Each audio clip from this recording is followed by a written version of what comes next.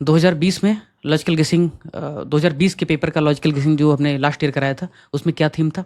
Word of wisdom, जो मैं पहले बताता हूँ, प्रोग्राम क्यों है, किसके लिए है, कैसे प्रयोग करेंगे, कब सीख सकेंगे। और उसके बाद में जो थीम थे, दो बहुत करीबी डेटा तथ्यों में से, फैक्ट में से कोई एक सही होगा। जब दो कथन सकारात्मक और एक दूसरे से क्लोजली रिलेटेड हो, तब वो दोनों सही होते हैं जनरली। कॉमन सेंस और नॉमेनक्लेचर वाला जो थीम था वो था। और common sense, chronology plus cross match वाला थीम था। कोई एक ऑप्शन या नाम बाकी तीन ऑप्शन से बिल्कुल अलग हो, ये वाला थीम था। विशुद्ध कॉमन सेंस का भी एक थीम था, जहाँ कुछ ना लगे वहाँ कैसे सोच सकते हैं। ऐसे ही सभी पेपर्स में, सभी प्रकार के लॉजिकल गेसिंग में जो भी कराया था, उन सब में सेम थीम थी। उन्हीं थीम को हमने कॉपी किया है 2024 की यूपी पीसीएस प्रीलिम के पेपर को समझने के लिए। यहाँ भी देखिए सेम सेम था। कुछ चीज़ें ऐसी होती हैं जो बदलती नहीं है, पेपर कोई भी हो, साल कोई भी हो, सेम थीम है, ठीक है। तो ये लास्ट ईयर जो कराया था वही वर्ड फाइल है। तो पहले मैं वर्ड फाइल पे पढ़ाता था, अकेले सब कुछ करता था। आज टीम की मदद से आपके लिए ये थोड़ा डिजाइन हो गया है। थीम वही है, कुछ भी अलग नहीं। 2024 का पेपर है, पार्ट 1 है। इसमें वर्ड ऑफ विजडम पे पहले बात कर लेते हैं, और उसके बाद में हम इन्हीं थीम पे बात करेंगे, ठीक है। आइए शुरू करते हैं। जो लोग पहली बार देख रहे हैं वो वीडियो देख लें, लेकिन वर्ड ऑफ विजडम में उनके लिए इतना कहना है कि जो पेपर सेटर होता है, जिस तरीके से यूपी पीसीएस मेंस में आपने देखा कि लगभग डिक्टो पूरा पूरा क्वेश्चन मैच हो जा रहा है। मैं कहता हूँ explain the concept of smart village, वो कह रहा है explain the concept of smart village. मैं कहता हूँ विटिकल्चर में उत्तर प्रदेश ने क्या किया, वो कहता है विटिकल्चर में उत्तर प्रदेश ने क्या किया है। मैं कहता हूँ कि भाई वंचित वर्गों के लिए उत्तर प्रदेश के बजट 25 में क्या योजना है, वो कहता है वंचित वर्गों के लिए बजट 25 में क्या योजना है। तो ये मेंस में जो सीधा सीधा क्वेश्चन, जितने वर्ड वो पूछ रहा है उतने वर्ड वो जो भी पूछ रहा है, जो मैच हो रहा है ना, इसका मतलब ये नहीं है कि मैंने उसका चुराया या उसने मेरा चुराया, ऐसा बिल्कुल नहीं है। उसके पीछे सिंपल कारण है कि भाई उसकी मानसिकता को पढ़ने समझने का अवसर मिला। कोई भी एक भी दूसरी कोचिंग आप मुझे दिखा दीजिए, और ये आत्ममुग्धता नहीं है, आत्म प्रशंसा नहीं है। आत्ममुग्धता मतलब क्या क्या करूँगा खुद की प्रशंसा करके, उससे क्या मिल जाएगा? उससे कोई प्रभावित होता है क्या? इतने बेवकूफ़ स्टूडेंट हैं क्या कि मैं अपनी तारीफ करूँगा, मैं ही मैं सब कुछ, और उससे लोग प्रभावित हो जाएंगे? काम से प्रभावित होते हैं। काम नहीं होगा तो आप 1 दिन बाद, 2 दिन बाद, 4 दिन बाद रिलेवेंट नहीं बचेंगे।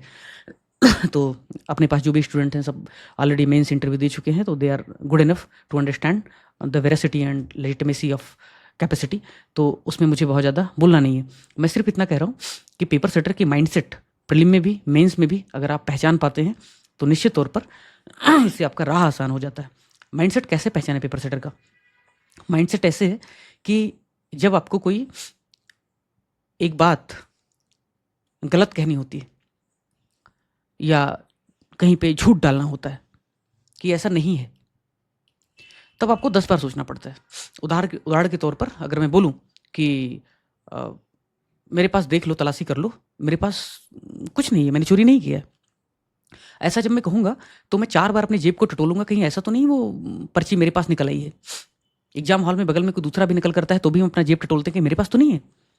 क्योंकि जब आप निगेट करते हैं, जब आप नहीं करते हैं, ठीक उसी तरह जिस तरह से कोई नास्तिक आदमी है, तब आपको ज़्यादा तर्क देना पड़ता है, तब आपको ज़्यादा लोगों को बताना पड़ता है, ज़्यादा इन्फॉर्मेशन गदर करनी पड़ती है, ज़्यादा रिसर्च करना पड़ता है। तो कोई भी एग्जामिनर, सॉरी कोई भी पेपर सेटर अगर नेगेटिव स्टेटमेंट देगा, नकारात्मक स्टेटमेंट देगा, तो उसको बहुत ज़्यादा वेरीफाई करना पड़ेगा, बहुत ज़्यादा गूगल करना पड़ेगा, तब वो पेपर बनाएगा, अदरवाइज नहीं बनाएगा। क्यों? क्योंकि वो कोर्ट में जा सकता है, चैलेंज हो सकता है, या कुछ नया अनप्रेसिडेंटेड करने की कोशिश करेगा, तो भी उसको ज़्यादा रिसर्च करना पड़ेगा। इसलिए वो क्या करता है, सेफ खेलता है।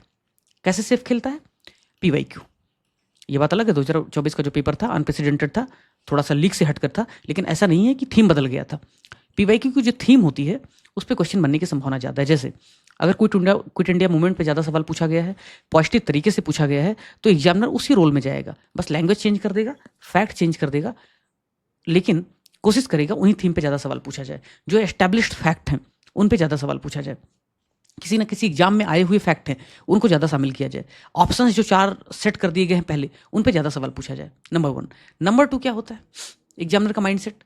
एग्जामिनर का माइंडसेट ऐसे है कि वो कितना भी स्मार्ट हो जाए, भगवान तो नहीं है, परफेक्ट तो नहीं है, परफेक्ट क्राइम कुछ होता नहीं है, तो वो कितना भी स्मार्ट हो जाए, कुछ ना कुछ क्लू, कुछ ना कुछ संदेश ऑप्शन में छोड़ ही देता है, जिसके माध्यम से आप उसे पकड़ सकते हैं। आपको चोर पकड़ना है, आपको कमियां पकड़नी है। वैसे भी हम इतना प्रयास करते हैं, आप कमी पकड़ ही लेते हैं कि देखो ये नहीं हुआ, ये नहीं हुआ, ये नहीं हुआ। तो ऐसे आप पेपर सेटर की भी कमी पकड़िए। 4 ऑप्शन उसने फ्रेम किया है, कहीं ना कहीं उसने गलती की होगी, कुछ ना कुछ लैंग्वेज में बदमाशी की होगी, आप पकड़िए उसे। और ये तब पकड़ पाओगे जब तुम इतने स्मार्ट होगे, इतना प्रैक्टिस किए हुए होगे कि भाई आपको 4 ऑप्शंस में से 2 के बारे में पता है, एक के बारे में आपको कुछ पता है, एक के बारे में आपको बिल्कुल पता नहीं है। तब आप लैंग्वेज को कोरिलेट करोगे, इन्फॉर्मेशन को कोरिलेट करोगे, बैकग्राउंड इन्फॉर्मेशन को आप एक दूसरे के साथ तालमेल बिठाओगे और उसके बाद में फिर सोचोगे ऐसा हो सकता है, वैसा हो सकता है, फिर एक कंक्लूजन पे आओगे। इसके लिए चाहिए आपको पैसेंस। एग्जाम हॉल में हड़बड़ हड़बड़ नहीं करना है कि अरे पेपर छूट जाएगा, मर जाऊंगा, मर जाऊंगा। क्यों मर जाऊंगा भाई? प्रैक्टिस करो इसी हिसाब से कि अगर किसी क्वेश्चन में ज़्यादा समय भी लग गया तो मैनेज कर सको। तो पैसेंस चाहिए और एग्जीक्यूशन का साहस चाहिए। अगर आपको लॉजिकल गेसिंग आती है, जिन बच्चों ने किया उनका आपको मैसेज दिखाता हूँ टेलीग्राम पे, फ्लडेड है कि भाई जिन्होंने साहस दिखाया, जिन्होंने स्मार्टनेस दिखाया, उनका फायदा हुआ, जिन्होंने नहीं दिखाया उनका फायदा नहीं हुआ। मैंने पहले भी कहा था कि भागीरथ के अलावा आपको मेंस कहीं से करने की जरूरत नहीं थी। बार बार रिकॉर्डिंग में बोला है, बार बार बोला है कि अग्नि परीक्षा के क्वेश्चन कर लेना। जिन्होंने ट्रस्ट किया, आप मैसेज देखिए ग्रुप में, उनका भला हुआ, उनका फायदा हुआ। उन्होंने कहा कि सीधे सीधे क्वेश्चन आ गए थे, कानों में गूंज रहे थे। जिन्होंने नहीं किया, ट्रस्ट नहीं किया, क्या करें हम? तुम्हारा आस्था ही नहीं, तुम्हें विश्वास ही नहीं है तो खुद पे भी विश्वास नहीं होगा तो मरते रहो, मत करो, है ना? उसके लिए क्या कर सकते हैं? लेकिन अंत में आपको साहस तो रखना पड़ेगा। इधर है कावर्डाइस, कायरता है, इधर है बेवकूफी, मूर्खता है, बीच में है कहीं गोल्डन मीन साहस का। ये मध्यम मार्ग का जो सिद्धांत है साहस का, ये आपको अख्तियार रखना ही होगा। आपको पैसेंस रखना है, आपको स्मार्ट एग्जीक्यूशन रखना है, तो ही आप कर पाओगे। ये प्रोग्राम क्यों है? प्रोग्राम से इसलिए है क्योंकि भाई 50% ऐसे स्टूडेंट, भागीरथ प्लस में इतने सारे स्टूडेंट थे, मेंस पढ़ा रहा था मैं उनको जनवरी से, 3 जनवरी से। रिजल्ट आता है जब आई थिंक 28 फेब या कुछ ऐसे आया था रिजल्ट। मेरा दिल टूटा कि इतने शानदार स्टूडेंट्स जिनके बारे में मैं सोचता था रैंक लाएंगे, पता लग रहा था कि वो बॉर्डर पे हैं और उनका नहीं हुआ, तो दिल रोया। ऐसे ही हर साल होता है कि जो बॉर्डर पे होते हैं उनके लिए कभी होता है, कभी नहीं होता है। तो बॉर्डर पे नहीं रहना है आपको, डिसेसिवली आपको निर्णायक तरीके से बाउंड्री पार करनी है। वो थ्रेशोल्ड एनर्जी आपको हासिल करनी है। वो कब हासिल होगा? जब आप कम से कम अपनी नॉलेज के सहारे मान लो एक्स क्वेश्चन कर पाते हैं तो 10 क्वेश्चन आप ज़्यादा कर पाएं स्मार्ट वर्क की सहायता से। इसलिए प्रोग्राम है। ये प्रोग्राम हार्ड वर्क या नॉलेज का स्थानापन्न या रिप्लेसमेंट नहीं है। ये प्रोग्राम है आपके प्रिपरेशन को थोड़ा सा बूस्ट करने का, थोड़ा आपके मार्क्स को बढ़ाने का। किसके लिए है? उसके लिए है जिसके पास में बैकग्राउंड इन्फॉर्मेशन है, नॉलेज कम से कम उसने 4 से 5 महीने तैयारी की है, 6 महीने, उसके लिए है। ऐसा नहीं कि तुम मुंह उठा करके कल आए हो, अभी फेब में तैयारी, अभी मार्च अप्रैल में तैयारी शुरू की है और तुम कह रहे हो कि इससे सब कुछ हो जाएगा। इससे कुछ नहीं होगा। मिनिमम 4-5 महीने से आप पढ़ रहे हैं, सिलेबस को एक बार आपने कवर किया हुआ है। हाँ, कहीं पे कमजोर हैं, कहीं पे मजबूत हैं। आने वाले 3 महीनों में आराम से आप प्रीलिम पास कर जाएंगे। थोड़ी इसकी मदद होगी, थोड़ी सी आपकी नॉलेज की मदद होगी, थोड़ी प्रैक्टिस की मदद होगी, आप कर पाएंगे। लेकिन अगर आपको बिल्कुल नहीं आता है तो आपके लिए नहीं। कैसे प्रयोग करें इसका? प्रयोग सबसे पहले PYQ में झमकी करें। फिर ऐसे टेस्ट नहीं जो बेचने के लिए बहुत टफ बना देते हैं, ऐसे टेस्ट जिनमें डाइवर्सिटी है, जिनमें PYQ के पैटर्न पे सवाल बनाया गया है। PYQ मतलब जो नया ट्रेंड है, नए तरीके के जो प्रश्न बन रहे हैं। डाइवर्सिटी होगा तो उसमें टफ क्वेश्चन भी होंगे, आसान भी होंगे, स्टेटमेंट वाले भी होंगे, सीधे सीधे फैक्ट होंगे और थोड़े से बकवास फैक्ट होंगे, सब कुछ होगा। उसमें आप इसे टेस्ट करें। समय का भी टेस्ट करें, नॉलेज का भी टेस्ट करें, इन्फॉर्मेशन का भी, गेस का भी, स्मार्टनेस का भी, हर चीज़ का टेस्ट करें। कब सीख सकेंगे? मुझे लग रहा है कि एक 5 साल 6 साल के प्रश्न पत्रों में अगर इसको आपने ठीक से यूज किया, टेस्ट पेपर में आपने ठीक से यूज किया, हर जगह यूज नहीं करना है, वहाँ यूज करना है जहाँ पे यूज करने लायक है, तो आप आराम से इसको कर पाएंगे। आइए शुरू करते हैं। कैसे है ना कि जो प्रयोग होता है, जो एक्सपेरिमेंट्स होते हैं, वो एक्सपेरिमेंट होते हैं। उसमें आपको आता है नहीं आता है उससे ज़्यादा फर्क नहीं पड़ता है। तो मुझे मैं जो क्वेश्चन दिखाऊंगा हो सकता है कुछ लोगों को आता हो, अरे ये तो बहुत आसान था। अरे भाई तुम्हारे लिए आसान था, कुछ लोगों के लिए नहीं आसान था। जल्दबाजी में गलती भी हो सकती है। प्रयोग करने के लिए क्या ऐसे सवाल उठाऊं जो किसी को नहीं आता है? तो ऐसे सवाल भी मिलेंगे जो किसी को नहीं आता है। ऐसा तो कोई भी सवाल शायद नहीं होगा, लेकिन ऐसे सवाल होंगे जो किसी को आता है, बहुतों को नहीं आता है, या बहुतों को आता है, किसी को नहीं आता है। तो थोड़ा सा धैर्य रखना, उसमें आपको प्रिजुडिस रखने की जरूरत नहीं है। पहला थीम होना, तो भाई जो पहला थीम है लॉजिकल गेसिंग का वो है, और ये पिछले साल का ही है, कुछ मैंने चेंज नहीं किया, सब कॉपी पेस्ट है, ठीक है। दो बहुत करीबी डेटा या फैक्ट हो तो उनमें से कोई एक होता है। दो बहुत करीबी, आई रिपीट। और ये जो मैं थीम बता रहा हूँ ना, लास्ट ईयर जो करवाया था 2018 से 23 तक का paper, same theme last year भी मिलेगा, सेम बात लास्ट ईयर भी मिलेगी, कोई भी परिवर्तन, कोई भी चेंज नहीं किया है, क्योंकि सत्यमेव जयते कभी नहीं बदलता है, वो वैसे ही रहता है। ठीक है, तो दो बहुत करीबी डेटा या फैक्ट हैं, उनमें से कोई एक होता है। कैसे? जैसे उसने सवाल पूछा, हाल ही में कोविड-19 महामारी के कारण शुरू 150 में से 40-50 क्वेश्चन तक मैंने अभी कवर किया है, बाकी क्वेश्चन को सेकंड पार्ट में कवर करेंगे। हाल ही में कोविड-19 महामारी के कारण वैश्विक विराम का कारण है, एक तो हिंदी महानी लिखता है, the recent global pause during, इसको व्यवधान कर सकता था, the recent global pause during covid pandemic was caused by या कॉज्ड ड्यू टू। पहले चीज़ तो हिंदी अंग्रेजी दोनों में क्वेश्चन पढ़ना है। जो लोग खुद को अंग्रेज समझते हैं ना, कुछ लोग बहुत अंग्रेज समझते हैं खुद को, लेकिन अभी उनको एक पेज की ड्राफ्टिंग करवा लीजिए, एक आंसर ठीक से, एक ऐसे ठीक से कह दिया जाए लिखने के लिए, मोस्टली नहीं लिख पाएंगे। कुछ लोग लिख पाएंगे, अधिकतर लोग नहीं लिख पाएंगे, लेकिन खुद को अंग्रेज समझते हैं। और I don't know Hindi, I can't read, ये रीड, अरे करना पड़ता है यार, है ना। मैंने खुद भी जब यूपीएससी अंग्रेजी में दिया तो भी हिंदी के मेंस के क्वेश्चंस पढ़ता था, और जब हिंदी में दिया तो भी अंग्रेजी के पढ़ता था, और प्रीलिम में तो हमेशा करता था। पास करना है कि नहीं पास करना है? कई बार नॉमेनक्लेचर वाला जो थीम है तभी समझ में आता है जब आप हिंदी पढ़ते हैं। ठीक है, तो भाई कोविड-19 जो महामारी थी उसके पीछे कारण क्या था? अब देखो, दिमाग नहीं लगाना है। अगर आपको कुछ नहीं आता, मान लो कंफ्यूज हो ऐसे, अब ठीक है तुमको आता था इसलिए तुमने कर लिया, यही अगर कोविड-19 के बजाय अरब कंट्रीज में जो आया था मर्स पे अगर पूछ लेता तो तुम गोल हो जाते। अब मर्स कोव 2 लिखा है, सार्स कोव 2 लिखा है, सार्स कोव 1 लिखा है, H5N1 लिखा है। अब देखो, दो सिमिलर फैक्ट कौन कौन से हैं? SARS CoV 1, SARS CoV 2। तो इस थीम का नाम ही है 50-50। अब इसमें कोव 1 है, कोव 2 है, मतलब कि कोविड 1, कोविड 2। अब आपको ध्यान देना है कि भाई इनमें से कौन होगा। अब 50-50 में क्या होता है कि भाई कोई एक हो सकता है, लेकिन अगर मैं होता आपकी जगह पे तो सोचता कि भाई कोविड-19 पैंडेमिक है, दुनिया में जनरली जो चीज़ें होती हैं वो पहली बार तो आती नहीं है, कुछ ना कुछ हो चुका होता है, और मैं बाद वाले के साथ ज़्यादा जाता। बट ठीक है, अगर आप गलती करते हैं तो भी कोई दिक्कत नहीं, इतना चलता है, इतना बियर कर लोगे, आगे बढ़ते हैं।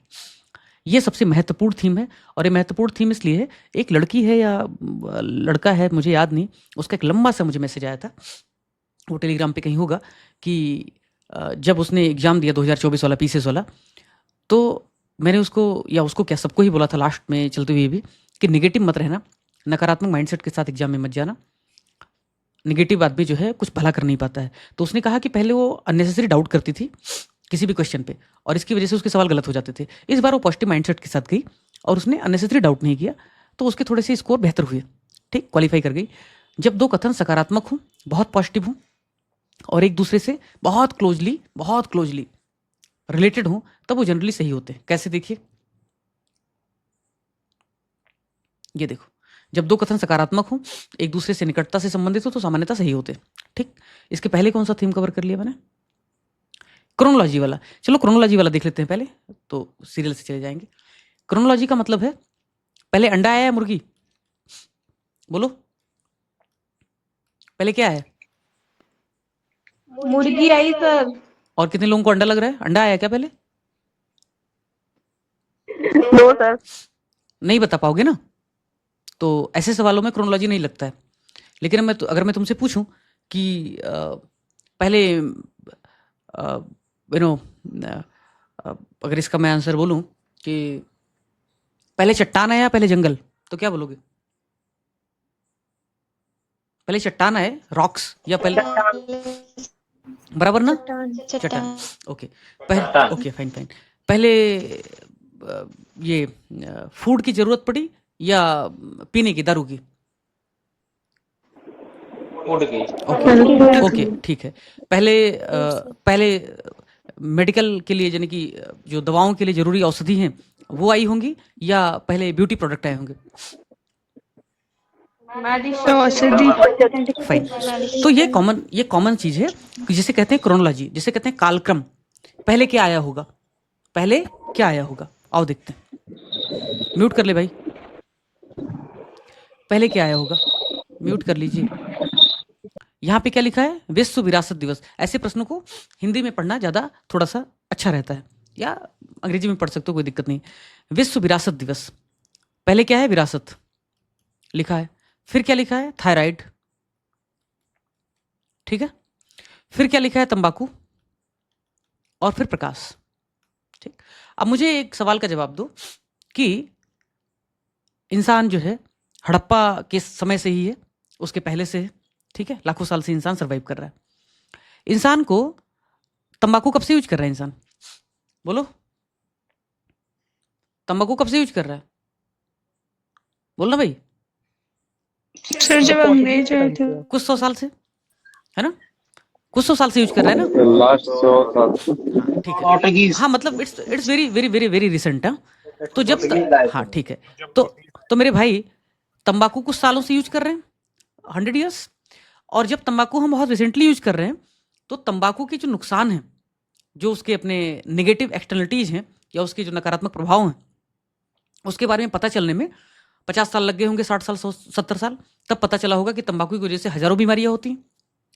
तो तंबाकू की वजह से हजारों बीमारियां होती हैं, ये पता चलने में ही तंबाकू यूज करने के लगभग कई साल बीत गए होंगे। फिर कोई संस्था आई होगी और वो संस्था ने सोचा होगा कि भाई तंबाकू को निषेध करना चाहिए, तंबाकू को नो कहना चाहिए। यानी कि 100 साल का इतिहास है आधुनिक समय में, उसमें से 50-60 साल यूज किया होगा, फिर पता चला होगा नुकसान कर रहा है, फिर कहीं रिसेंटली कुछ संस्था ने बताया होगा कि भाई तंबाकू को नो कहना है। ऐसे ही थायराइड है, थायराइड का पता ही कितने साल पहले चला होगा, बताओ मुझे, थायराइड का पता कितने साल पहले चला होगा, बोलना। सर ये तो टेक्नोलॉजी जब आ गया हाँ क्या, थायराइड का पता चला होगा आधुनिक समय में ना। मॉडर्न थायराइड डिजीज का डिटेक्शन, डायग्नोसिस ही एक मॉडर्न कॉन्सेप्ट है ना। अदरवाइज आज के 2 जनरेशन पहले बता रहा हूं ना भाई, आज के 2 जनरेशन पहले, प्लीज म्यूट कर लो आप। आज के 2 जनरेशन पहले लोग ये ऐसे ढेले वाला नमक खाते थे, उनको पता भी नहीं होता था कि भाई इससे ये बीमारी हो जाएगी, वो बीमारी हो जाएगी। आयोडीन का कॉन्सेप्ट तो बहुत आधुनिक है, 20 साल 30 साल का कॉन्सेप्ट है। तो थायराइड की जो समस्या है और तंबाकू की जो समस्या है वो उतनी पुरानी समस्या नहीं है, काफी नई समस्या है, कंपेरेटिवली क्या है, नई समस्या है। अब क्रोनोलॉजी की अगर हम बात करें तो भाई जो विरासत है, यानी कि जो हेरिटेज है, हेरिटेज कब से है, हेरिटेज तो हजारों साल से है, हेरिटेज हजारों साल से है। और जब भी दुनिया में इंसानों ने आपस में कोलैबोरेशन किया होगा, आपस में एकजुटता दिखाई होगी, कोई संस्था बनाई होगी, तो उन्होंने सोचा होगा कि भाई विरासत बचाना है। वैसे भी जब कोई नहीं था तब धर्म था, मतलब मानो पहले आया धर्म बाद में आया, बट फिर भी धर्म एक पुराना कॉन्सेप्ट है, संस्कृति एक पुराना कॉन्सेप्ट है। जब कोई नहीं रहेगा तब भी धर्म रहेगा। क्यों? क्योंकि धर्म आपस में लोगों को यूनाइट करता है। विरासत जो है, जो हेरिटेज है, वो साइंस से पुराना कॉन्सेप्ट है। वो बीमारी से, मतलब बीमारी मतलब इन जनरल सेंस नहीं, तंबाकू से हुई बीमारी या थायराइड से हुई बीमारी से पुराना कॉन्सेप्ट है। क्योंकि थायराइड और तंबाकू बहुत ही कुछ ही साल हुआ है जब उनके समस्याएं डिटेक्ट हुई हैं, डायग्नोज हुई हैं, जबकि विरासत का इंपॉर्टेंस, विरासत का महत्व सैकड़ों साल पहले से लोगों को पता है। जब WHO कहीं नहीं था, WTO कहीं भी नहीं था, तभी मेसोपोटामिया की सभ्यता, उसके पिरामिड के बारे में लोगों को पता था। जब WTO WHO कहीं नहीं था, तब भी भारत में ढेर सारे मंदिर, ढेर सारे टेम्पल्स, हेरिटेज के बारे में लोगों को पता था। मतलब हेरिटेज पहले है, अनडाउटेडली हेरिटेज पहले होगा, ठीक। और तंबाकू वगैरह, थायराइड वगैरह एक क्या कहते हैं, आधुनिक कॉन्सेप्ट है, तो ये बाद में होगा। तो हेरिटेज पहले होगा, उसमें 1 नंबर पे कहाँ है, आई थिंक डी आंसर होना चाहिए। इस बच्चे ने शायद बी मार्क करके रखा है, आई थिंक ये गलत है, ये डी होगा, ठीक है। समझ में आया, क्रोनोलॉजी समझ में आई, कालक्रमानुसार। लास्ट ईयर भी क्रोनोलॉजी से बहुत सारे प्रश्न सॉल्व करवाए थे, इससे भी आप करेंगे। एक दूसरा सवाल देखो, शायद ज्यादा बेटर अंडरस्टैंडिंग हो। चलो देखो, म्यूट करके रखो भैया, नहीं तो फिर बाद में रिकॉर्डिंग सुनने वाले मुझे बहुत बोलेंगे फिर। निम्नलिखित दिवसों पर, डेज पर विचार करो और कालक्रम, मैंने इसीलिए इसका थीम का नाम ही रखा है क्रोनोलॉजी, कालक्रम, ठीक है। कालक्रम के हिसाब से व्यवस्थित करो। ये इधर हेल्थ है, क्या है, हेल्थ। इधर क्या है, समुद्र है। इधर क्या है, एथलेटिक्स है, मतलब खेलकूद। रेड क्रॉस है, रेड क्रॉस मतलब बहुत ही एक ह्यूमैनिटेरियन, मानवीय सहायता का, ठीक है, एक आधुनिक संस्था है, NGO मान लो इसको यार, बेटर रहेगा, है ना। हम मैक्रो लेवल पे बात कर रहे हैं, NGO, देख भाई, स्वास्थ्य है, समुद्र है। अच्छा, स्वास्थ्य ऐसा नहीं कि बीमारी की बात कर रहा है, स्वास्थ्य दिवस की बात कर रहा है। किसकी बात कर रहा है? स्वास्थ्य दिवस की। स्वास्थ्य के बारे में सचेतता, स्वास्थ्य के बारे में जागरूकता, कि भाई स्वास्थ्य दिवस भी होना चाहिए, पूरी दुनिया को जागरूक करना चाहिए। ये कब आया होगा भाई? आज का जो सर कॉन्सेप्ट जब है, टेक्नोलॉजी का विकास बिल्कुल हुआ। टेक्नोलॉजी आया होगा, वैश्विक संस्थाएं, ग्लोबल इंस्टीट्यूशंस बने होंगे, जैसे WHO। वही सब ये वर्ल्ड ये डे, वर्ल्ड वो डे बनाता है, तभी तो बनाता है ना। एथलेटिक्स, खेलोगे कूदोगे बनोगे क्या खराब, पढ़ोगे लिखोगे बनोगे नवाब। ऐसा समाज में जो कहावत है, एथलेटिक्स का महत्व तो ही पिछले 50-60 सालों में, 70 सालों में विकसित हुआ है। मतलब मैं खेलकूद की बात नहीं कर रहा हूँ, वो तो स्पार्टन में भी आपने देखा होगा, वो तो रोमन एम्पायर में भी आपने देखा होगा, आपने बहुत सारे मूवीज में देखा होगा कि लोग उत्सव कराते थे, खेलकूद कराते थे। लेकिन विश्व एथलेटिक दिवस ये एक मॉडर्न कॉन्सेप्ट है, क्योंकि एथलेटिक जो परंपरा है, आधुनिक जो परंपरा है, एक मॉडर्न कॉन्सेप्ट है। रेड क्रॉस एनजीओ की जो परंपरा है कि कोई एनजीओ एक पर्टिकुलर सेक्टर में काम करेगा, ये बहुत मॉडर्न कॉन्सेप्ट है। लेकिन समुद्र की जहां तक बात की जाए, जब कोई नहीं था, कोई ट्रेड नहीं होता था, कुछ नहीं होता था, तब समुद्र था। लोग समुद्र में व्यापार करते थे, समुद्र से उनका जनजीवन चलता था। तो अगर वर्ल्ड हेल्थ डे, यानी कि आपस में इकट्ठा होकर के हेल्थ के बारे में जागरूकता फैलाना मॉडर्न कॉन्सेप्ट है, एथलेटिक्स एक मॉडर्न कॉन्सेप्ट है, एनजीओ एक मॉडर्न कॉन्सेप्ट है, अगर आप विश्व के लिहाज से देखा जाए कि दुनिया एक साथ आकर के संस्था बना रही उस हिसाब से। लेकिन समुद्री दिवस की जहां तक बात की जाए, वो भी राष्ट्रीय है, तो इसको दो तरीके से कर सकते हो। एक तो मैंने आपको कहा था कि भाई जब कोई एक ऑप्शन बाकी तीनों से डिफरेंट हो तो संभवतः उसको पे आपकी नज़र ज़्यादा जानी चाहिए। अगर आप इसको क्रोनोलॉजी के हिसाब से करेंगे तो हेल्थ, एथलेटिक्स और एनजीओ ये तीनों मॉडर्न कॉन्सेप्ट है, समुद्र एक पुराना कॉन्सेप्ट है। तो उस हिसाब से कालक्रमानुसार के हिसाब से समुद्र पहले आना चाहिए, दो पहले आना चाहिए। दो ऑप्शन में है, समुद्र के बाद क्या आ सकता है? रेड क्रॉस सबसे ज़्यादा मुझे मॉडर्न कॉन्सेप्ट लगता है, तो मुझे 4 सबसे लास्ट लग रहा है, उसके बाद मुझे 1, 3 लग रहा है। हो सकता है मैं गलत हूँ, मुझे नहीं आंसर याद है, लेकिन मुझे लग रहा है बी और सी में कोई होना चाहिए, लेकिन मैं ज़्यादा से ज़्यादा बी के साथ जाऊँगा। ठीक है, देख लेना आप, सी भी हो सकता है। यस सर, भी है। ठीक है, लेकिन अगर अगर आप रेड क्रॉस की बात करेंगे, यानी चौथे नंबर की बात करेंगे, और अगर आप 2-1 स्वास्थ्य की बात करेंगे, 2-1 3-4 2-3 4-1, तो समुद्र हो गया, स्वास्थ्य, एथलेटिक्स और 4 रेड क्रॉस। तो मुझे लग रहा है रेड क्रॉस थोड़ा सा कंपेरेटिवली जो है वो नया कॉन्सेप्ट है, तो ये बाद में रख दिया। ठीक, तो आप इसे कर सकते हैं। बट कुल मिलाकर के इसमें जो कॉमन एक जो बड़ी बात थी, जो टेक था, वो था समुद्र वाला। तो उस हिसाब से आप 50-50 पे पहुंच जाओगे, कम से कम 20 तक आप पहुंच जाओगे, उसके बाद आपकी किस्मत जाने। ठीक है, बहुत प्रिसाइजली तो शायद आप आंसर तक ना पहुंच पाओ, बट 50-50 हो गया, आपको काफ़ी हेल्प मिलेगी इससे। और देखो, क्योंकि ये तुक्का नहीं भाई, अक्कड़ बक्कड़ बम्बे 100 80-90 पूरे 100 का कॉन्सेप्ट नहीं है, ये कॉन्सेप्ट है लॉजिक पे, ये कॉन्सेप्ट है रैशनैलिटी पे। और रैशनैलिटी 100% फुल प्रूफ नहीं होती है, उसमें भी अपने लैकुनेज होते हैं, उसमें भी अपनी गलतियां होती हैं, गलतियों की गुंजाइश होती है, आपके बैकग्राउंड इन्फॉर्मेशन का भी उसमें प्रयोग होता है। अब ये सब थीम है, लेकिन चूंकि मैंने कहा कि 150 में सिर्फ 40 सवाल तक ही मैं जा पाया, तो अभी लगभग 100 सवाल से ज़्यादा बचे हुए हैं। तो इन थीम पे अभी मुझे कोई क्वेश्चन मिला नहीं था, तो इसलिए खाली छोड़ के रखा है। विशुद्ध कॉमन सेंस पे भी बहुत सवाल नहीं मिले। अब एक नया थीम है, नया थीम नहीं, पिछले साल वाला ही थीम है, अगला थीम है। मतलब जब दो कथन सकारात्मक हो, यानी दो स्टेटमेंट बहुत पॉजिटिव हो और एक दूसरे से बहुत क्लोजली रिलेटेड हो, जैसे कि मैं अपने बारे में कहूँ कि मुझे नॉवेल बहुत पसंद है, एक पहला स्टेटमेंट हो गया। दूसरा, मैं रशियन नॉवेल पढ़ना पसंद करता हूँ। अब लिटरेचर रिलेटेड है, क्लोजली रिलेटेड है। रशियन नॉवेल, रशियन लिटरेचर और लिटरेचर आपस में रिलेटेड है, बहुत क्लोजली रिलेटेड है, एक दूसरे को जस्टिफाई करते हैं, एक दूसरे के साथ बहुत करीब का संबंध है, इसके सही होने की संभावना ज़्यादा होगी। मैं बोलूँ कि मुझे नृत्य का बहुत शौक है और मैं भरतनाट्यम करता हूँ, तो ये दोनों बहुत क्लोजली रिलेटेड हैं और इनके सही होने की संभावना ज़्यादा है, क्योंकि सकारात्मक भी हैं, पॉजिटिव भी हैं। इसलिए कहता हूँ पॉजिटिव के सही होने की संभावना ज़्यादा होती है, क्योंकि भाई जब आप नेगेटिव बातें करते हो, जब आप कोई नकारात्मक चीज़ कहते हो, तब हो सकता है कि वो एक दूसरे को कॉन्ट्राडिक्ट कर जाए, हो सकता है कि उसने वेरीफाई नहीं किया हो, 100% सही ना हो। लेकिन जब आप पॉजिटिव बात करते हैं, एक दूसरे से रिलेटेड भी हैं, एक दूसरे को जस्टिफाई भी करते हैं, तो उनके सही होने की संभावना थोड़ी सी बढ़ जाती है। बेटर होगा कि आप 2018 से जो 23 वाला लॉजिकल गेसिंग है उनको ठीक से देखें, क्योंकि उनमें बहुत ज़्यादा क्वेश्चन, सैकड़ों क्वेश्चन हमने कराए हैं इस तरीके से, तो ज़्यादा क्लैरिटी आ पाएगी। ठीक है, इसके सेकंड पार्ट में भी हम करेंगे इसको। तो पहला सवाल देख लेते हैं। इसमें ये कह रहा है कि 2023-24, पहले क्वेश्चन पढ़ लेते हैं। नीचे दो कथन दिए गए हैं जिनमें से एक को अभिकथन यानी ए, एसर्शन जिसको बोलते हैं अंग्रेजी में, तथा दूसरे को कारण यानी आर कहा गया है। Given below are two statements, one is labelled as assertion यानी A and other as reason यानी आर। अब स्टेटमेंट कहता है, एसर्शन कहता है 2023-24 के दौरान सिंगापुर भारत में एफडीआई का सबसे बड़ा स्रोत बनकर उभरा।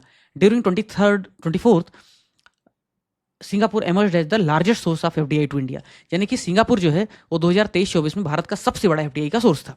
मुझे नहीं पता था या नहीं था, पता नहीं, भगवान जाने। आर कहता है, उसका कारण कहता है, रीजन कहता है भारत और मॉरिशस जो है ना, इंडिया मॉरिशस जो है वो कर संधि संशोधन से भारत में प्रत्यक्ष विदेशी निवेश यानी एफडीआई के प्रमुख स्रोत के रूप में बदलाव आया है। यानी कि the India Mauritius tax treaty amendment has brought a major shift in countries as major source of FDI to India. इसका मतलब समझाता हूं। पहला स्टेटमेंट कहता है कि 2023-24 का जो फाइनेंशियल ईयर था, 2023-24 का जो साल था, जो मार्च 2024 में खत्म हुआ, उस पीरियड में सिंगापुर जो है वहां से भारत में सबसे ज्यादा एफडीआई आया। एक सकारात्मक स्टेटमेंट है, सिंपल स्टेटमेंट है, कोई इसमें कॉम्प्लेक्सिटी है नहीं। Okay fine.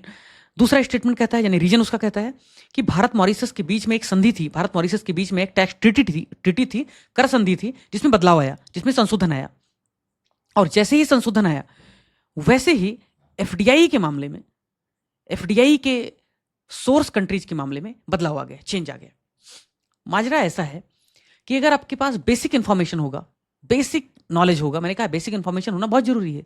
जरूरी नहीं कि आपको सिंगापुर पता हो कि पहले नंबर पे है दूसरे नंबर पर, लेकिन अगर बेसिक इंफॉर्मेशन होगा तो पता होगा, और ये बहुत समय की बात नहीं, कुछ साल पहले की ही बात है, कि मॉरिशस से भारत में खूब सारा एफडीआई आता था और फिर आना बंद हो गया। तो अचानक से आना बंद हो जाएगा, टॉप रैंकिंग में बाहर हो जाएगा, ऐसे अचानक से तो कुछ होगा नहीं। हो सकता है कुछ हुआ हो, और ये खुद कह रहा है कि भाई टैक्स ट्रीटी हुई है, एक संधि हुआ है, एक संशोधन हुआ है, और जिसके बाद से जो टॉप सोर्स हैं इंडिया में एफडीआई के, उनमें बदलाव आया है।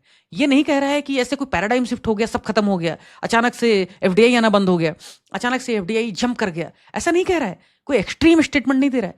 ये स्टेटमेंट एक बहुत एवरेज स्टेटमेंट है, एक बहुत सकारात्मक स्टेटमेंट है कि भारत मॉरिशस में जब टैक्स ट्रीटी हुई, उसका अमेंडमेंट हुआ, तो भारत में एफडीआई के जो सोर्स कंट्रीज थे उनमें चेंज आया है। तो ऐसा नहीं कह रहे कि $100 बिलियन से $50 बिलियन हो गया, बदलाव आया है, तो आया होगा।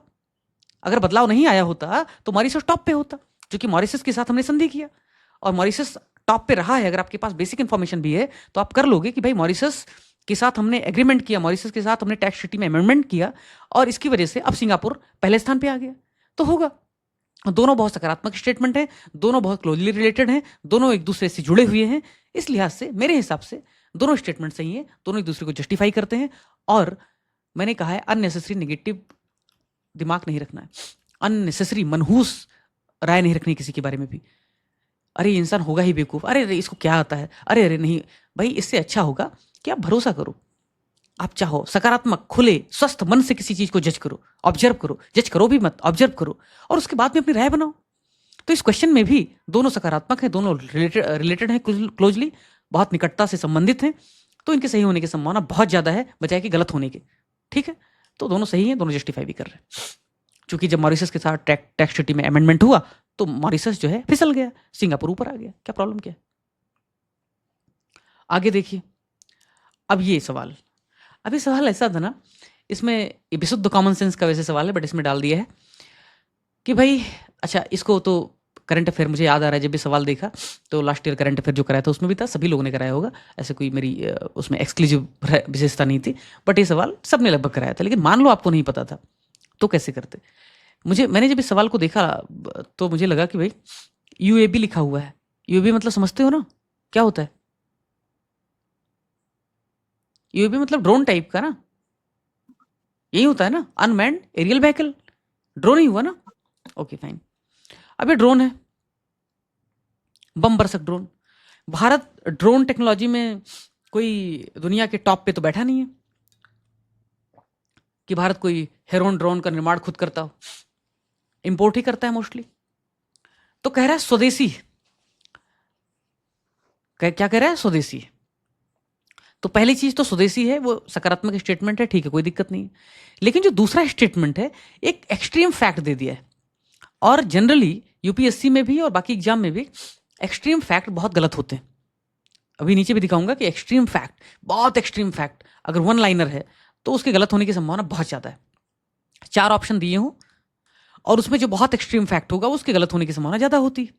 लेकिन ये जो एक्सट्रीम फैक्ट है, ये जो शब्द मैं रिपीट कर रहा हूँ ना, जो बोल रहा हूँ, लास्ट ईयर की आपकी लॉजिकल गेसिंग अगर आप देखोगे तो यही बात लास्ट ईयर भी रिपीट कर रहा हूँ कि एक्सट्रीम फैक्ट गलत होते हैं, लेकिन अगर वो एक्सट्रीम फैक्ट किसी स्टेटमेंट के साथ क्लोजली रिलेटेड है तो फिर आपको पुनर्विचार करना चाहिए, तो फिर आपको उसको ऑब्जर्व करना चाहिए। क्योंकि 2023 में भी ऐसे सवाल काफ़ी पूछे गए थे, 1-2 सवाल पूछे गए थे कि भाई इसमें इतना बजट दिया गया और उसमें पॉइंट पॉइंट में भी था और वो सही था। क्यों? क्योंकि उसके पहले का जो स्टेटमेंट था वो उसका एक सोर्स पॉइंट था, वो सोर्स था कि भाई वहाँ से ओरिजिन उसका हो रहा था दूसरे वाले स्टेटमेंट का। तो पहला वाला स्टेटमेंट कह रहा है कि भाई ये जो फलाना FWD-200B है ये एक भारत का स्वदेशी UAV है। जैसे उसने ऐसा कहा, आप बिना जज किए, बिना जजमेंटल हुए, बिना नेगेटिव माइंडसेट के हुए आप सोचिए कि अगर ये स्वदेशी विमान है, वो भी कौन सा UAV, वो भी ड्रोन है, तो अभी भारत की कैपेसिटी इतनी हुई नहीं है, भारत अभी भी इंपोर्ट करता है बहुत ज़्यादा कैपेबल UAV को इजराइल वगैरह से, तो निश्चित तौर पर इसकी क्षमता लिमिटेड होगी। और अगर ये भारत ने इंपोर्ट नहीं भी किया है, मान लो भारत ने इंपोर्ट किया भी है, तो भी ड्रोन की अपनी लिमिटेशन होती है। जब हम देखते हैं कि भाई जो फ्लाइट्स होती हैं, जो जेट फाइटर्स प्लेन होते हैं, उनकी जो क्षमता होती है पेलोड गिराने की, वो कुछ 1000 किलोग्राम तक होती है, ऐसा नहीं कि वो कई सारे टन होता है। तो जब उनकी क्षमता इतनी लिमिटेड है तो ये तो छोटा सा UAV है, छोटा सा ड्रोन है, तो 100 किलोग्राम दिक्कत क्या है? तो सही होना चाहिए। उस हिसाब से आप इसको सही मान सकते थे, दोनों रिलेटेड भी थे और UAV छोटा होता है, कॉमन सेंस लगाते, 100 किलोग्राम प्रोपोर्शनेट लगता है। यहाँ 1000 होता तो गलत होता, यहाँ पे 10 होता तो गलत होता, क्योंकि 10 किलोग्राम पेलोड गिराने के लिए कोई फर्क ही नहीं पड़ता। 10 किलोग्राम आप कहीं भी गिराओगे, क्या नुकसान होगा उससे? कम से कम 100 किलोग्राम ठीक ठाक लग रहा है। 1000 होता तो अरे भाई 1000 किलोग्राम एक ड्रोन कैसे ले जाए, अनटिल अनलेस बहुत बहुत कैपेबल हो अमेरिका कोई ड्रोन ना हो। ऐसे ये दूसरा एक क्वेश्चन है कि भाई भारत ऑस्ट्रेलिया एक कॉम्प्रिहेंसिव इकोनॉमिक एग्रीमेंट हुआ और इस तरह की पहली पहल है।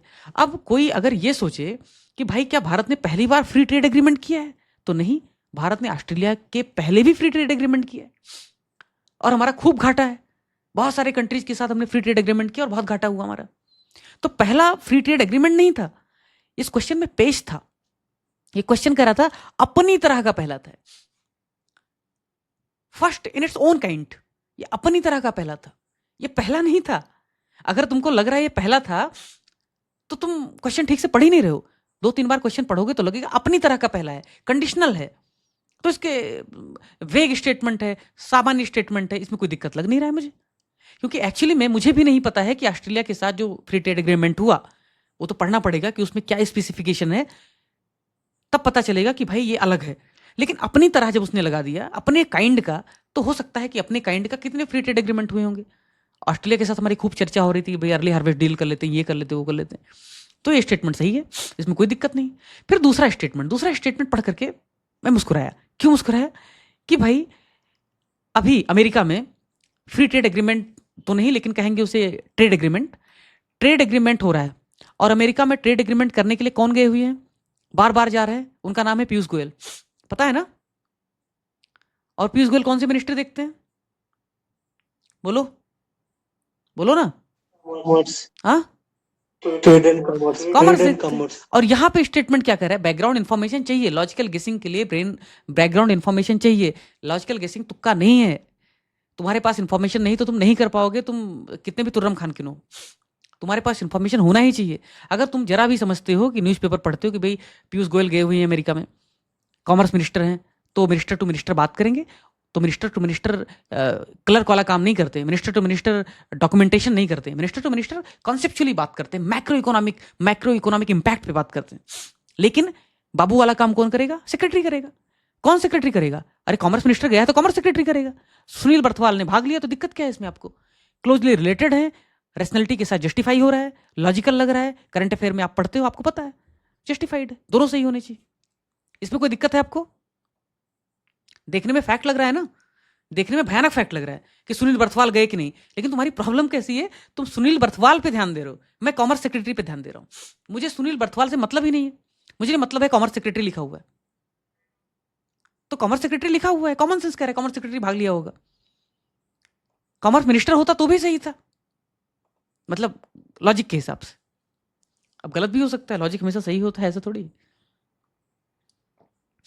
नेक्स्ट क्वेश्चन, राष्ट्रीय बौद्धिक संपदा अधिकार नीति के संदर्भ में निम्नलिखित कथनों पर विचार कीजिए। राष्ट्रीय बौद्धिक संपदा नेशनल, अभी अंग्रेजी वाले परेशान ना हो क्योंकि अंग्रेजी वाला भी वो कॉपी होके ठीक से इसमें पेस्ट नहीं हो रहा था, तो मैंने एक ही उठा लिया। ठीक, ये ध्यान रखते हुए कि यूटिलिटेरियन थ्योरी 70% लोग, 60% लोग हिंदी वाले हैं, तो वो कम से कम नाराज ना हो। बाकी मैं अंग्रेजी में पढ़ ही देता हूँ। तो नेशनल इंटेलेक्चुअल प्रॉपर्टी जो राइट है, सॉरी पॉलिसी है, राइट की जो पॉलिसी है, नेशनल इंटेलेक्चुअल प्रॉपर्टी राइट की जो पॉलिसी है, उसके संदर्भ में, उसके रेफरेंस में कुछ स्टेटमेंट दिए गए हैं, उन पे आपको विचार करना है। पहला स्टेटमेंट, ये दोहा डेवलपमेंट एजेंडा और ट्रिप्स एग्रीमेंट के प्रति इंडिया की कमिटमेंट को दोहराता है।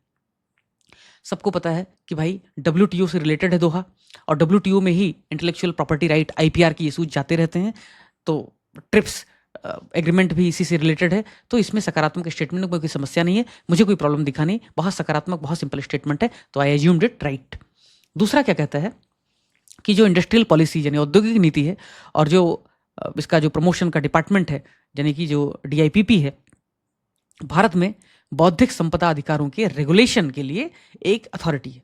अब सोचो जरा आप यहां पे कि भाई जनरली इंटेलेक्चुअल प्रॉपर्टी राइट किससे रिलेटेड होता है? भाई इंटेलेक्चुअल प्रॉपर्टी राइट कौन क्लेम करता है? जब कोई ट्रेड करेगा, कोई कॉमर्स करेगा, कोई व्यापार करेगा, कोई रिसर्च करेगा, कोई पेटेंट कराएगा, तो पेटेंट कराएगा किस लिए? पेटेंट कराएगा व्यापार करने के लिए। मैं मान लो पेटेंट करवा लेता हूं कि मैंने एक ऐसी जादू की छड़ी बनाई है जिसके माध्यम से सब कुछ इंसान भूल जाता है, तो मैं जादू की छड़ी बेचूंगा ना पूरी दुनिया में। या मान लो ओखाट ने कोई एक दवा लॉन्च की है जेनेटिक डिसऑर्डर को ट्रीट करने के लिए, तो वो पेटेंट कराएगा इसलिए, इंटेलेक्चुअल प्रॉपर्टी राइट इसलिए सिक्योर करेगा ताकि उसको व्यापार करना है। तो ये जो औद्योगिक नीति है वो किस लिए बनती है? व्यापार के लिए बनती है। जो DIPP है वो क्या करती है? इंडस्ट्री ट्रेड किस तरीके से प्रमोट हो, किस तरीके से ट्रेड फैसिलिटेशन हो, उसके लिए। तो दोनों रिलेटेड है, IPR और DIPP आपस में रिलेटेड है। मुझे कोई दिक्कत लगता नहीं है, कोई मुझे कंट्राडिक्शन नहीं दिखता है, कोई मुझे परस्पर विरोध नहीं दिखता, विरोधाभास भी नहीं दिखता है, इसलिए मैं दोनों के साथ जाऊंगा। अब सही है गलत है वो देख लेना, बट दोनों सही होंगे इस तरीके के स्टेटमेंट में। और इसमें 10 प्रश्न अगर आप इस तरीके से हल करोगे, बहुत ज्यादा गुंजाइश है कि 7 सही होंगे, 3 गलत हो सकते हैं, फिर भी आप फायदे में रहोगे। ठीक है भाई। अब अगला जो थीम है वो है कॉमन सेंस और नॉमनक्लेचर। ये जो नॉमनक्लेचर है, नामकरण है, जैसे उदाहरण के तौर पर बहुत बार कहता हूं कि भाई UPSC ने 2016 में पूछा खड़ाई कैमल, तो खड़ाई, खड़ाई मतलब खा रहा, कैमल मतलब ऊंट, उस तरीके से लोगों ने किया। ऐसे उसने पूछा वो क्या था कालिदास वाला यार, क्या था वो, प्रेम प्रसंग था,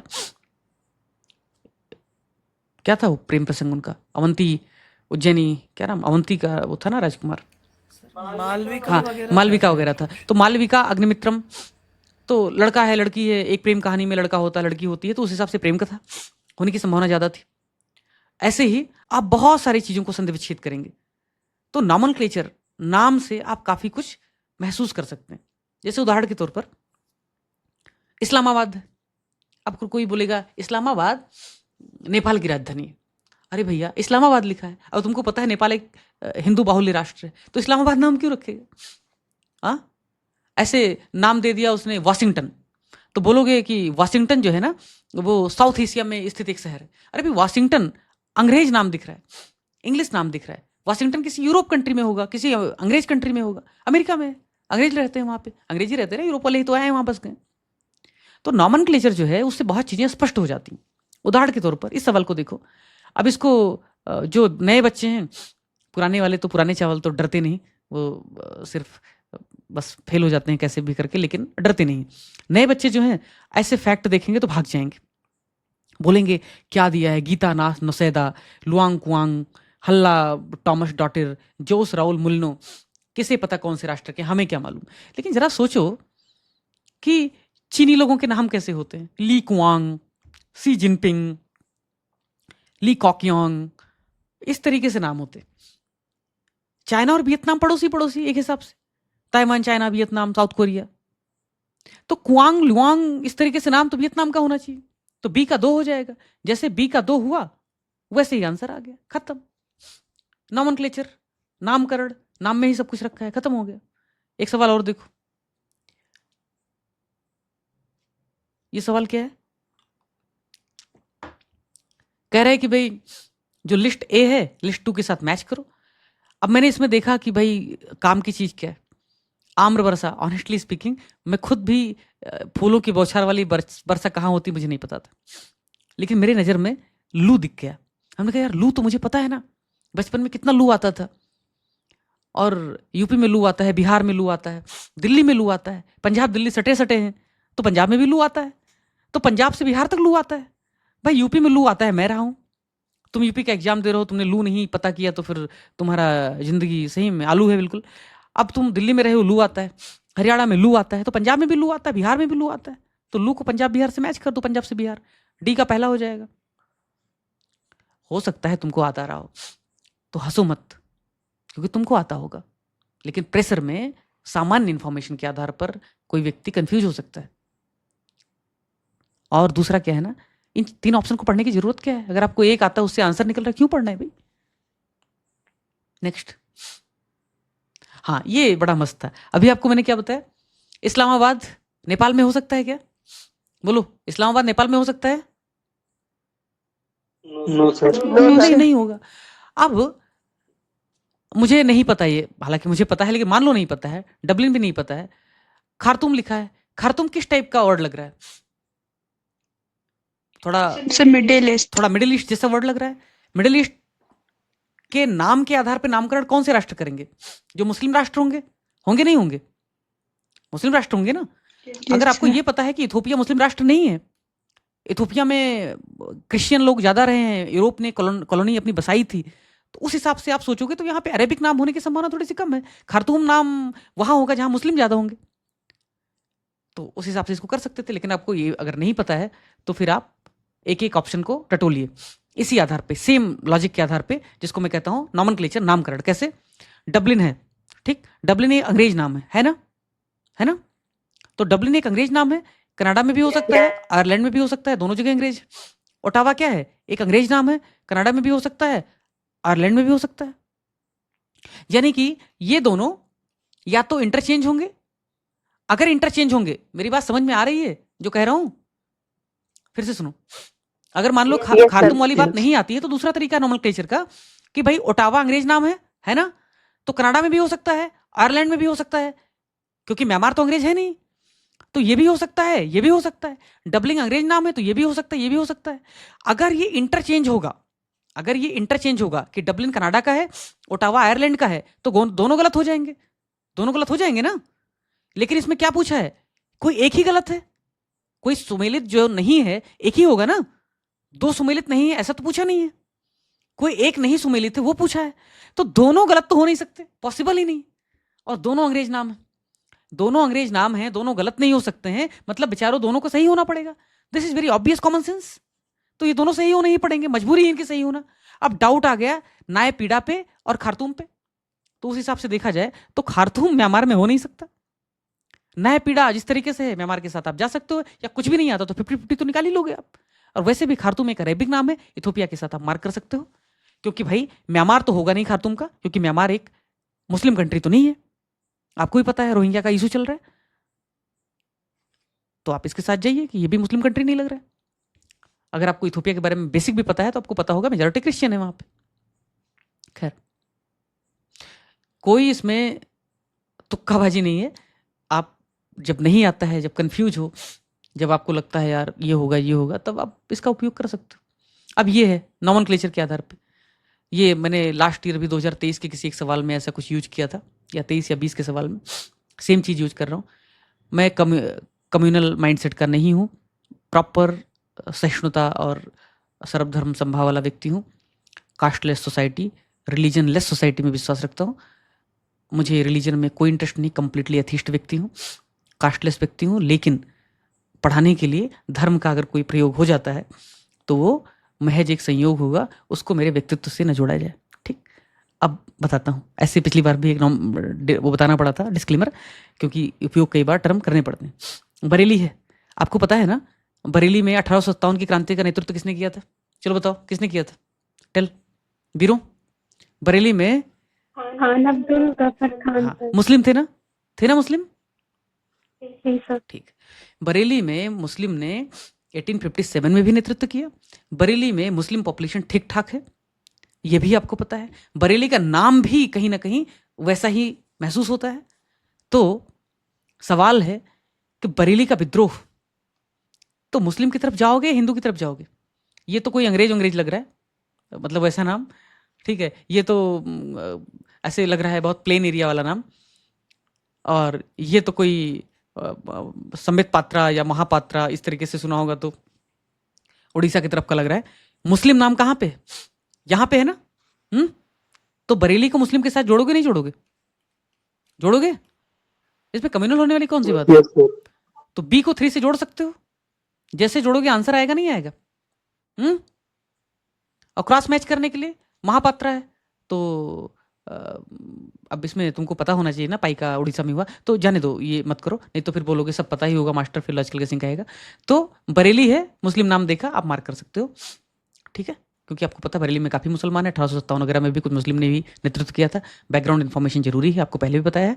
अगर थोड़ा भी आपको कॉमन सेंस है तो आप कर लोगे। नेक्स्ट अब कौन सा आ गया? क्रोनोलॉजी। क्रोनोलॉजी तो कर चुके हैं ना। अच्छा, फिर से आगे यहां तक। अब देखो, कांचीपुरम, जैसलमेर, कोडाईकनाल, भिलाई, ये है। कोडाईकनाल पे यूपीएससी ने सवाल पूछा हुआ है, ठीक है, और यूपीपीसीएस ने भी पूछा है कोडाईकनाल पे कुछ तो भी।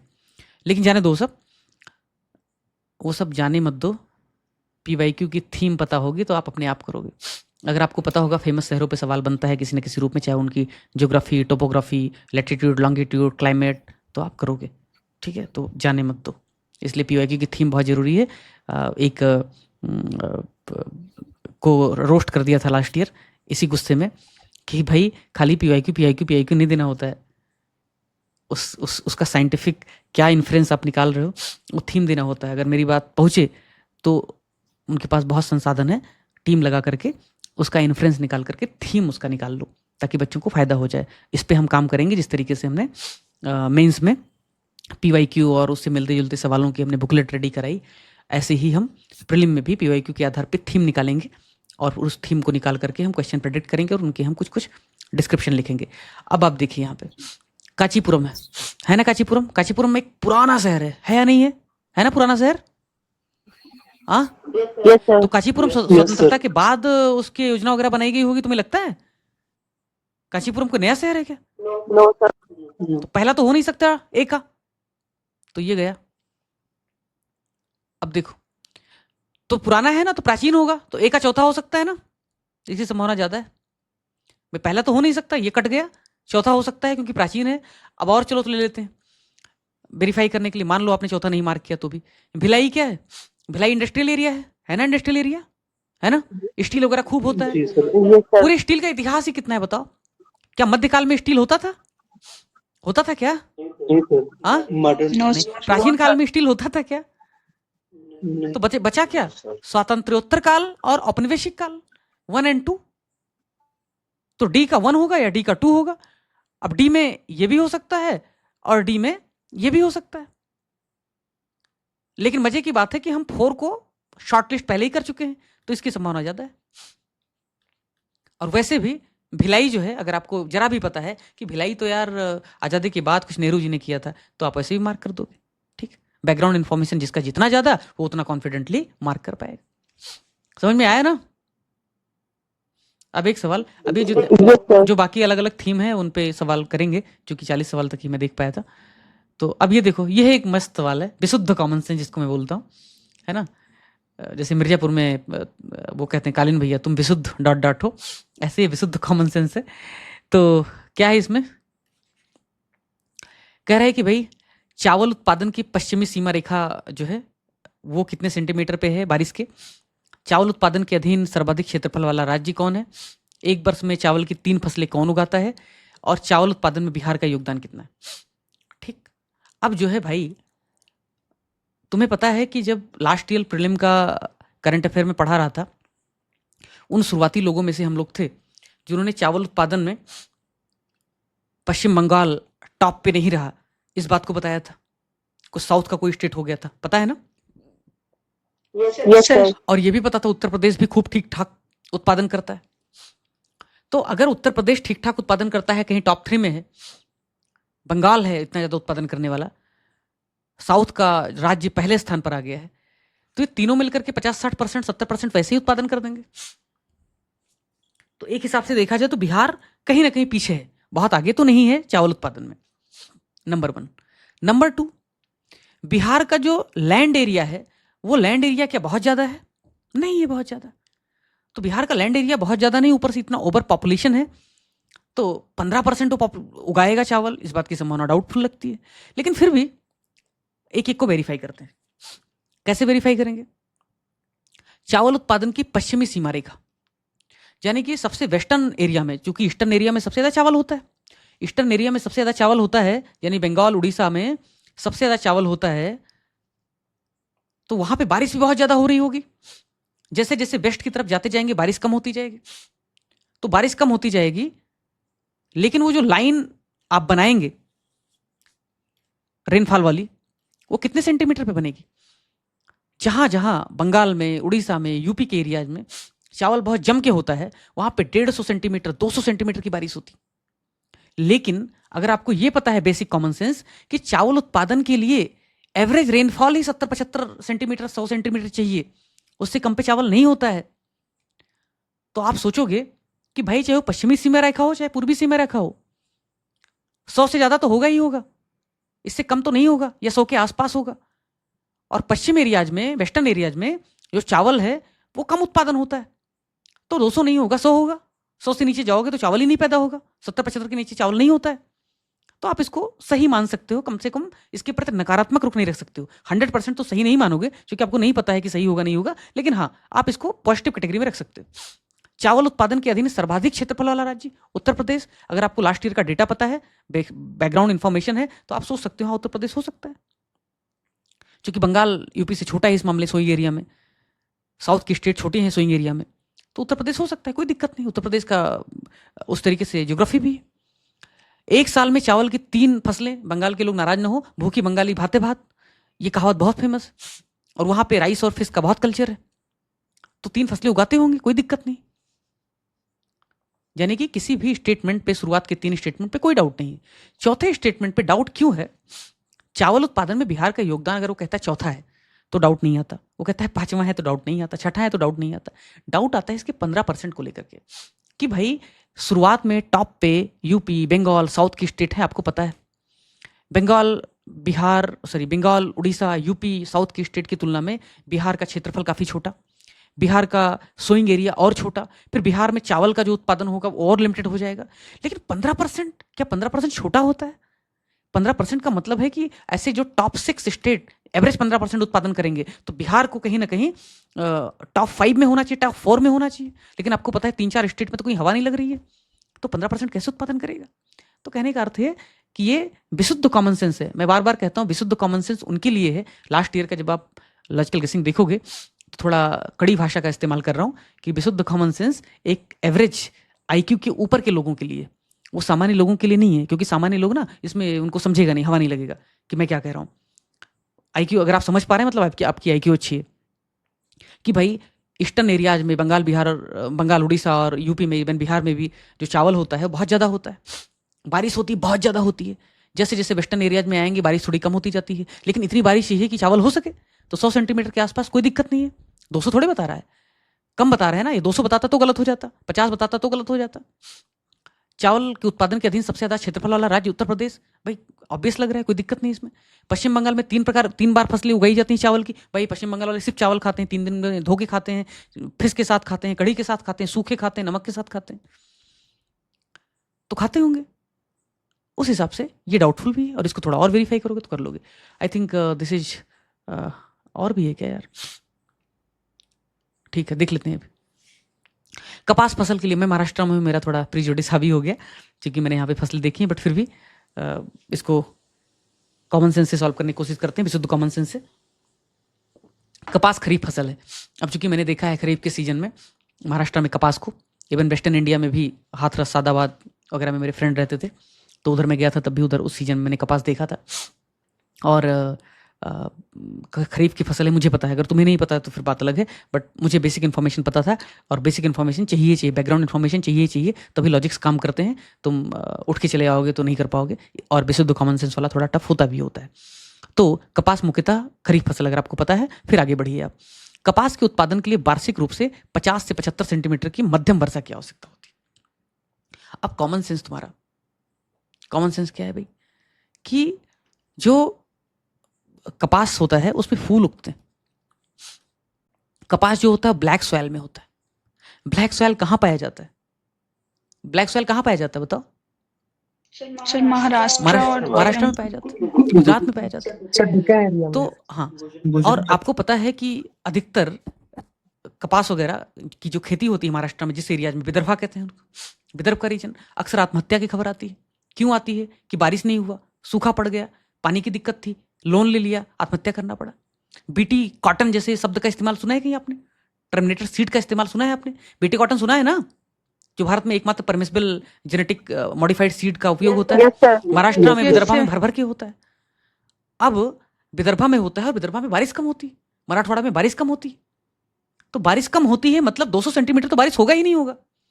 अगर आपको पता है, ये रिलेट कर पाए आप कि भाई कॉटन है, कॉटन सबसे ज़्यादा कहाँ होता है? ब्लैक सॉइल में। ब्लैक सॉइल वो भी कौन से एरियाज में? महाराष्ट्र के विदर्भा एरियाज में, जहाँ पे बीटी कॉटन का प्रचलन बहुत ज़्यादा है, जिसको बारिश की कम जरूरत पड़े, जिसपे पेस्ट अटैक कम हो, और आत्महत्या करते हैं, बारिश नहीं होती है। मतलब कि बारिश कम होती है, 50 सेंटीमीटर एक कम बारिश है, तो होगा मध्यम बारिश। अदरवाइज पूर्वांचल में आप बोलोगे जहाँ पे 150 सेंटीमीटर होती है बारिश उसी सीजन में, तो कैसे सही होगा? तो कर सकते थे आप इसको, इस स्टेटमेंट को आप सही मान सकते थे, सेकंड वाले को। और अगर आपको पता होता खरीफ की फसल है तो इसको सही मान सकते, दोनों सही है। इस बच्चे ने शायद गलत कर दिया। दूसरा वाला, अब देखो इस लड़के ने, जिसका भी पेपर मुझे किसी ने भेजा लॉजिकल गेसिंग के लिए, अगर इसने लॉजिकल गेसिंग इस्तेमाल किया होता तो पहला देखो इसको पता था, क्योंकि इसने रटा था, रटना बहादुर था ना, मतलब रट्टा मारो जिंदाबाद। तो उसको पता था कि खरीफ क्रॉप है कॉटन, क्योंकि जिंदगी भर उसने रटा था बेचारे ने। लेकिन दूसरा स्टेटमेंट जो कॉमन सेंस पे, जो रेशनैलिटी पे, जो लॉजिक्स पे डिपेंडेंट था, नहीं कर पाया, चौक हो गया। क्यों? उसने पढ़ने की हिम्मत ही नहीं की। अरे भाई मुझे क्या पता 50 सेंटीमीटर 70 सेंटीमीटर, उसको लगा ये तो फैक्ट है, महान फैक्ट है, ये तो रटा नहीं था। उस मूर्ख को ये नहीं लगा, मूर्ख नहीं अभागा था बेचारा, उसको ये नहीं लगा कि भाई रिलेट कर लो, कपास कहाँ होता है? महाराष्ट्र में। महाराष्ट्र में कहाँ होता है? आत्महत्या बहुत हो रही है। विदर्भा में होता है, बारिश कम होती है, जलदूत एक्सप्रेस चलानी पड़ती है वहाँ पे, मराठवाड़ा एक्सप्रेस चलानी पड़ती है, तो बारिश कम होगी वहाँ पे, दैट इज ओके। कम बारिश में नहीं होता तो कैसे वहाँ पे हो पाता? अच्छा, यहाँ पे मैंने लिख के रखा है, it may be solve through positive statement and relativism to, यानी कि दो स्टेटमेंट बहुत सकारात्मक हैं और दोनों बहुत क्लोजली रिलेटेड हैं, उससे भी ये सॉल्व हो सकता है। बट ये वाला थोड़ा टफ था, उसमें फिट नहीं बैठ रहा था, इसलिए मैंने इसको विशुद्ध कॉमन सेंस में डाल दिया।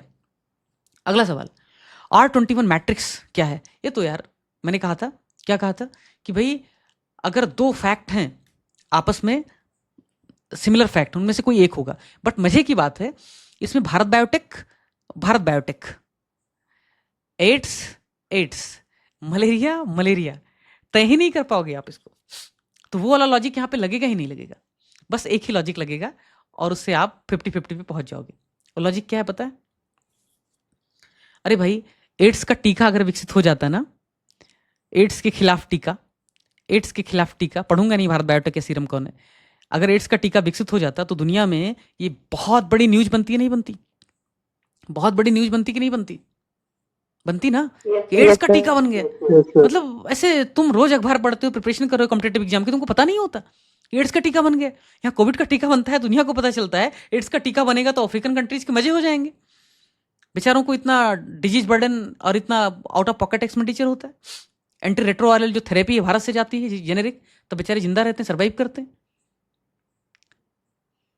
तो उस आधार पे आप इमीडिएटली इसको खारिज कर सकते थे। एड्स का टीका बना रहे हैं, इतना कब डेवलप हो गए? बचा दो, 50-50 मारो जिंदाबाद। या फिर और आपको कॉमन सेंस लगाना है तो मैट्रिक्स में यम है, मलेरिया में भी यम है, लेकिन उससे काम आपका बनेगा नहीं।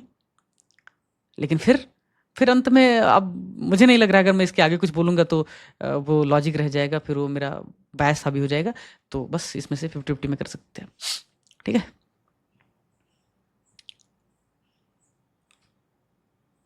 ठीक है, ओके।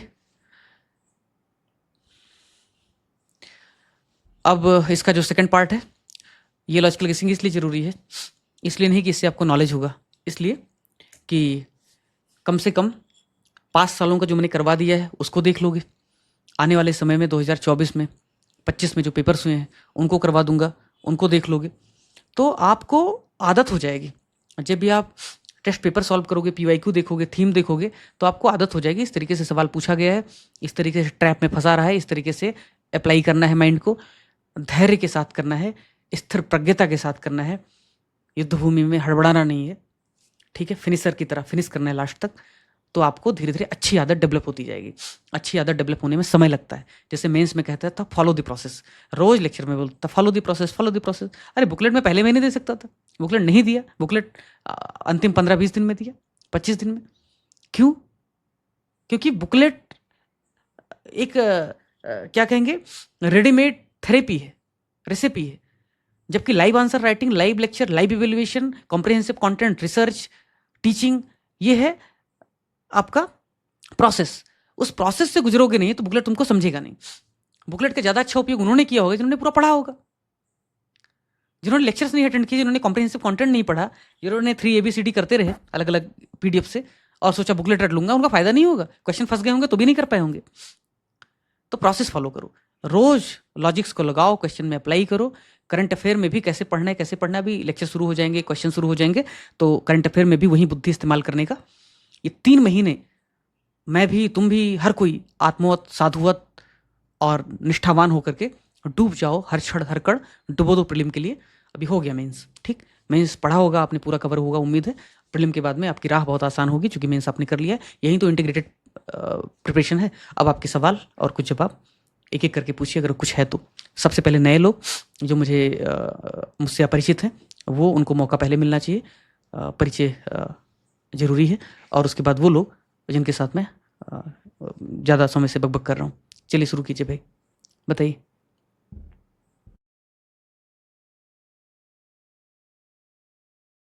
कुछ है सवाल, कोई क्वेरी, कोई बात?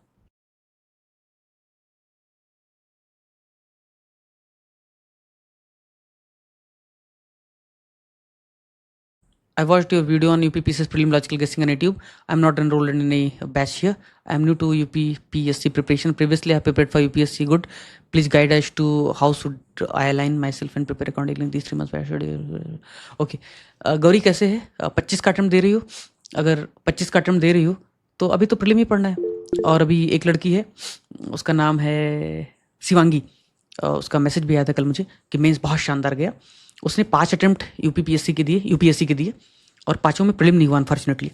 और उसने फिर यूपीपीसीएस दिया, प्रीलिम भी शानदार हुआ। उसने कहा कि बहुत हेल्प मिली उसको, स्टूडेंट थी वो। और मेंस फिर दिया, मेंस भी उसका बहुत शानदार गया क्योंकि उसको पता था कि भैया प्रोसेस फॉलो करना होता है। तो अगर आपने यूपीएससी के लिए इतने सालों से प्रिपरेशन किया है तो आप प्रीलिम पढ़िए, अच्छे से पढ़िए और आपका होने की संभावना ज़्यादा है। और फिर मेंस में आपको एज मिलेगा लोगों से निश्चित तौर पे। Go ahead with your preparation for prelim. बाकी किसी हेल्प के लिए टीम मेंबर से आप मदद ले सकती हैं, ठीक है। उसमें लिखा हुआ है Telegram ID, you can message them and they will help you. और कोई 2026 के लिए उनको चुपचाप मेंस पढ़ो। अलेक्जेंडर, तुम विजेता हो सकते हो लेकिन मेंस पढ़ो। 26 में है तो प्रीलिम में इधर नज़र भी नहीं आने का, या आना है तो आ जाओ, क्लासेस ले लो, बट चुपचाप मेंस पढ़ो। मेंस पूरा भागीरथ प्लस का पूरा कोर्स अवेलेबल है एप्लीकेशन पे। वो सब लाइव हुई थी, रिकॉर्डेड अवेलेबल है, सारे कंटेंट अवेलेबल है, सारे टेस्ट अवेलेबल हैं। चुपचाप जाके प्रिपरेशन करो मेंस की। अगले 2-3 महीने 4 महीने जम के मेंस पढ़ो, पूरा मेंस खत्म कर लो। प्रीलिम को भी थोड़ा थोड़ा साथ में 10-15% लेकर के चलो, फिर बाद में प्रीलिम पे फोकस करो। 2026 में अगर कोई अपीयर हो रहा है स्पेसिफिकली और बहुत सिंसियरली बोल रहा हूँ, मेंस पढ़ लो पहले, प्रीलिम के पीछे मत भागो। और कोई मित्र? और ज़्यादा हेल्प के लिए you can message on Telegram IDs। और कोई? तो 2025 के लिए अब क्या मेंस पढ़ना अभी बंद कर दें फिलहाल? बिल्कुल बंद कर दीजिए क्योंकि प्रीलिम बहुत अनप्रेडिक्टेबल हो गया है, तो मेंस पढ़ना बंद कर दीजिए। मैं मेंस के लिए बहुत फेवर करता हूँ, लेकिन अब अगर 25 दे रहे हो इमीडिएटली स्टॉप द मेंस। हाँ, न्यूज़पेपर अगर किसी का मान लो मेंस हो गया है तो उसको न्यूज़पेपर पढ़ने की ज़्यादा ज़रूरत है। करंट अफेयर के लिए भी न्यूज़पेपर पढ़ने की ज़्यादा ज़रूरत है। क्यों? क्योंकि इंटरव्यू में जो सवाल होते हैं वो कंटेम्प्रेरी और करंट इशूज से ज़्यादा होते हैं, तो आपको फ़ायदा करेंगे। तो न्यूज़पेपर पढ़ते रहिए, करंट पढ़ते रहिए, लेकिन आप मेंस पढ़ना बंद कर दीजिए पूरी तरीके से। और क्या सवाल है? लॉजिकल गेसिंग की वीडियो यूट्यूब पर भी करवा दीजिए प्लीज़।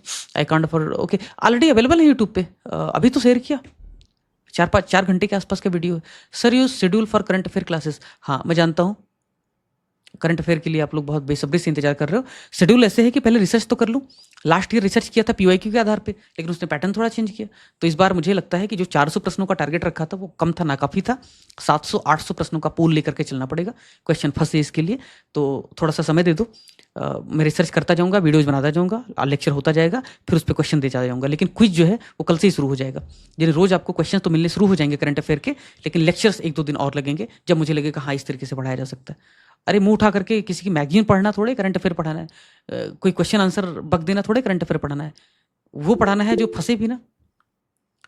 अस्तित्व plus you can ask for Astitva plus. आप टेलीग्राम पे मैसेज कर सकते हो। I don't endorse any course, I don't emphasize to opt for any courses.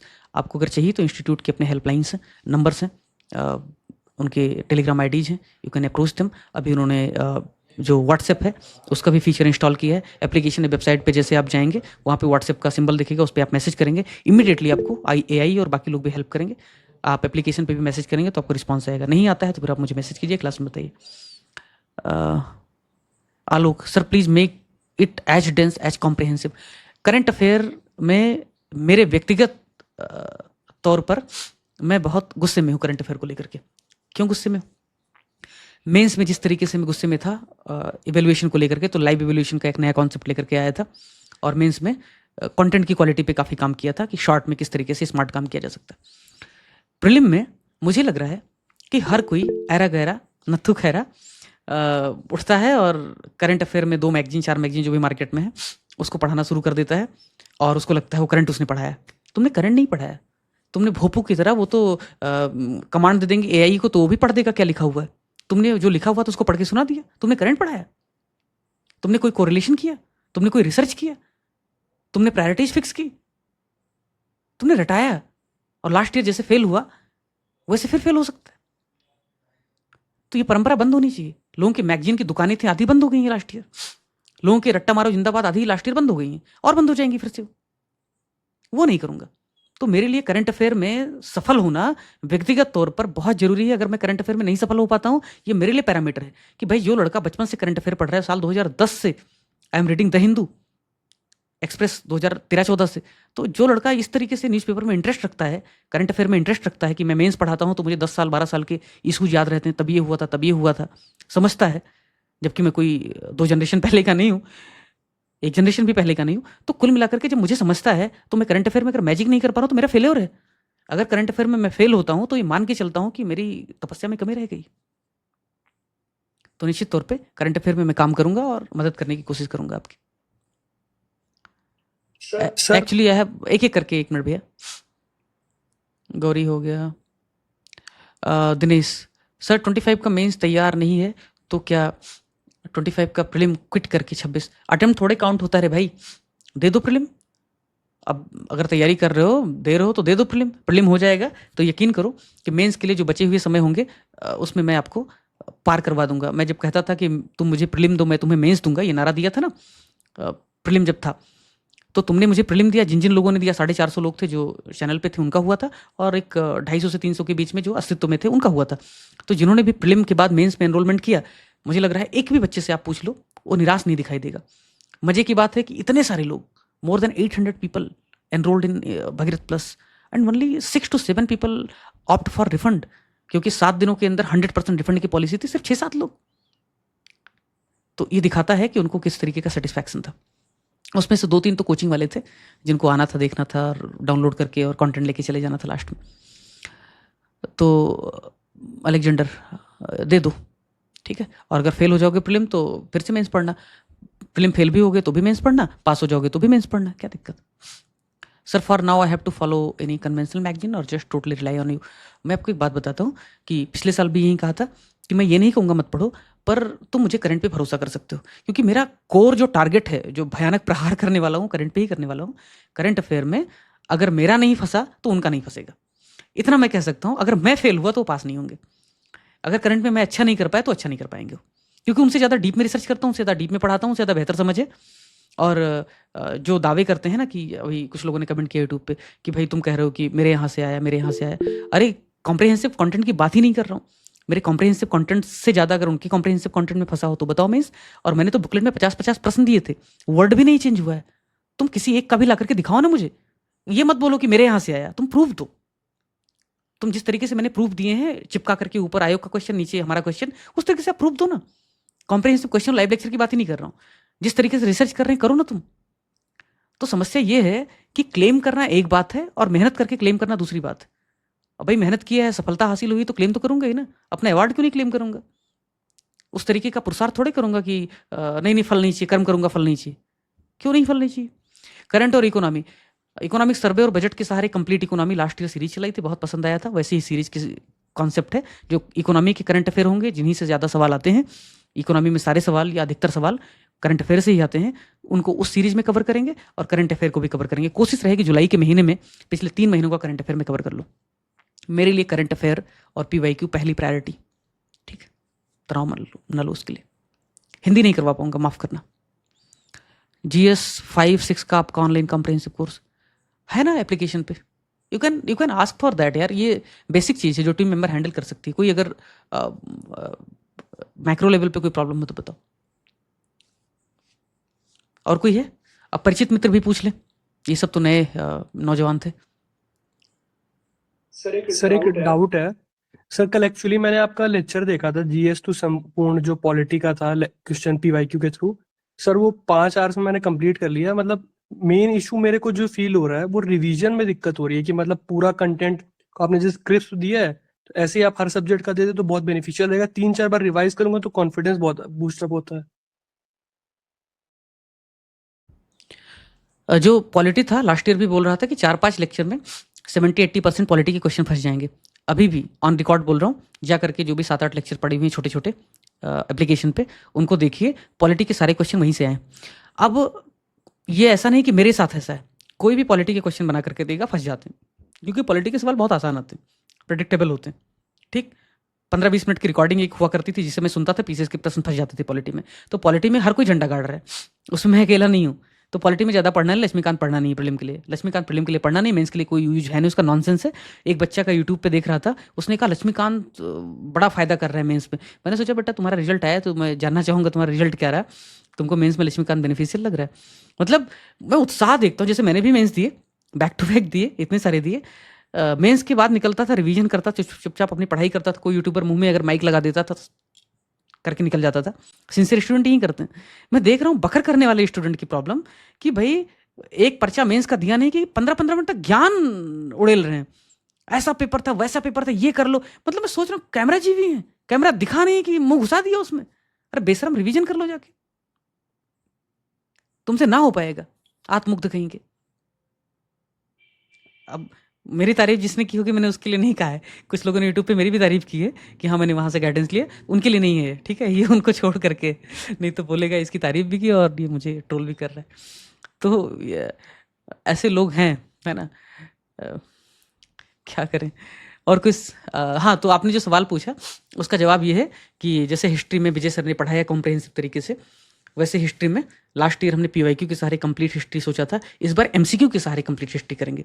यानी जितने भी पॉसिबल इंपॉर्टेंट क्वेश्चन बन पाएंगे उनको फ्रेम करेंगे और उनको आकर के डिस्कस करेंगे। तो जैसे बुकलेट दिया था मेंस में, ऐसे ही कुछ MCQs के बुकलेट रेडी करूंगा ताकि उनके सारे आपका बेड़ा पार हो जाए। ठीक है? अब सर आप हर सब्जेक्ट का करवा देते तो बहुत बेनिफिट हाँ, तो अरे तो कराएंगे, बोला ना भाई, कराएंगे, मेहनत के पराकाष्ठा करेंगे, बिल्कुल करेंगे। बुकलेट जो मेंस में किया है वही एक कॉन्सेप्ट दिमाग में चल रहा है कि लास्ट मिनट में मेरे 2-2, 3-3 घंटे की रिकॉर्डिंग हो, जिसमें इंपॉर्टेंट जितने भी सवाल हैं उनसे रिलेटेड कॉन्सेप्ट, उनसे रिलेटेड थीम, उसको करके अगर आप जाएं तो औरों से थोड़ा सा आगे रहे। ठीक है? हालांकि प्रीलिम जो है वो कम प्रेडिक्टेबल है, मेंस बहुत प्रेडिक्टेबल है। मेंस में जो लोग प्रेडिक्ट नहीं कर पा रहे हैं उनकी अयोग्यता है, उनका अनुभव नहीं है। जिन्होंने कभी ज़िंदगी में मेंस में परफॉर्म भी नहीं किया है, फेल भी कर गए हैं, वो लोग कहते हैं मैंने मेंस बनाया, मैंने मेंस बनाया। तो खैर उनकी बात ही नहीं कर रहा हूँ, मैं बात कर रहा हूँ कि जो लोग अच्छा भी कर रहे हैं फिर भी प्रेडिक्ट नहीं कर पा रहे हैं। मेंस बहुत प्रेडिक्टेबल है, प्रीलिम कम है। ठीक है? तो प्रीलिम में आपको ज़्यादा पढ़ना पड़ेगा, आपको लेंथ ज़्यादा कवर करना पड़ेगा, मेहनत करना पड़ेगा। ठीक है? 3 महीने आप 6 महीने बनाएंगे तो ही काम होगा। है ना बाबा? है ना, है ना, है ना? It's already ongoing. इंद्रधनुष के बारे में बता दूं क्या है कि एक बार किसी का साथ मिला तो उसको बीच में तो छोड़ना नहीं है। जिन्होंने भागीरथ प्लस में एनरोल किया था उनको प्रीलिम का बैच फ्री में दिया गया, और ऐसा नहीं कि उनको वादा किया गया था। उन्होंने प्रीलिम फेल कर दिया तो उनका साथ थोड़ी छोड़ना है, उनका साथ नहीं छोड़ना था, इसलिए ऐसा किया गया।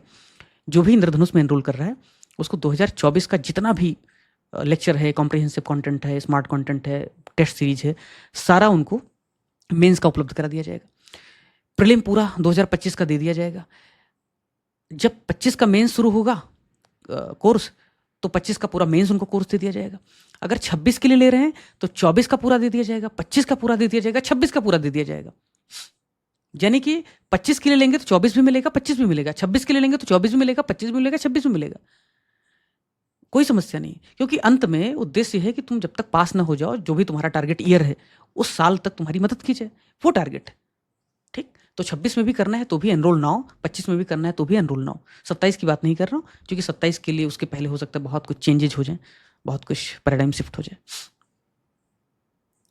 इस बार ही नहीं, जब एथिक्स में पढ़ा रहा था लास्ट ईयर फाउंडेशन बैच में, तब भी कहा था कि एथिक्स यूपीपीसीएस का 2023 का यूपीएससी के 2023 के एथिक्स से ज़्यादा बेहतर था।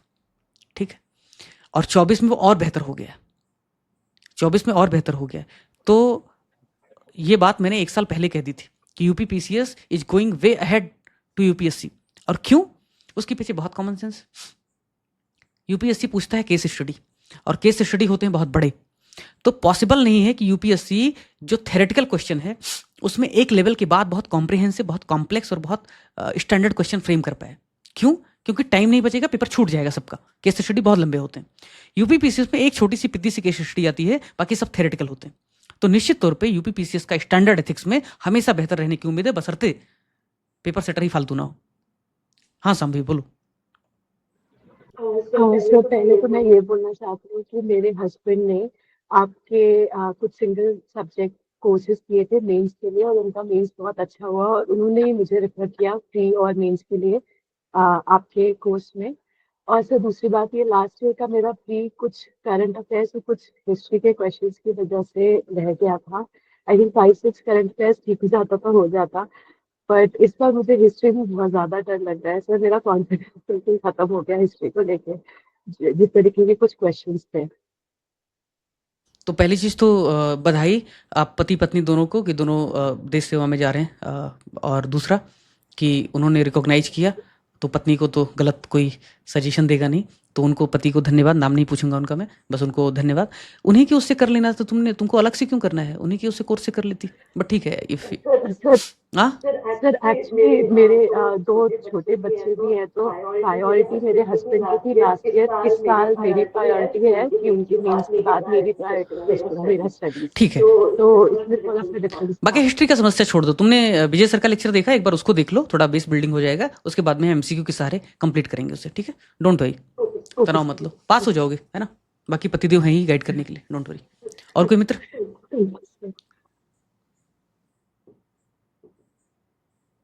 बोल भाई। 6 महीने मिलना नहीं हुआ प्रीलिम वालों से, तो सवाल नहीं है, तो ये तो बहुत।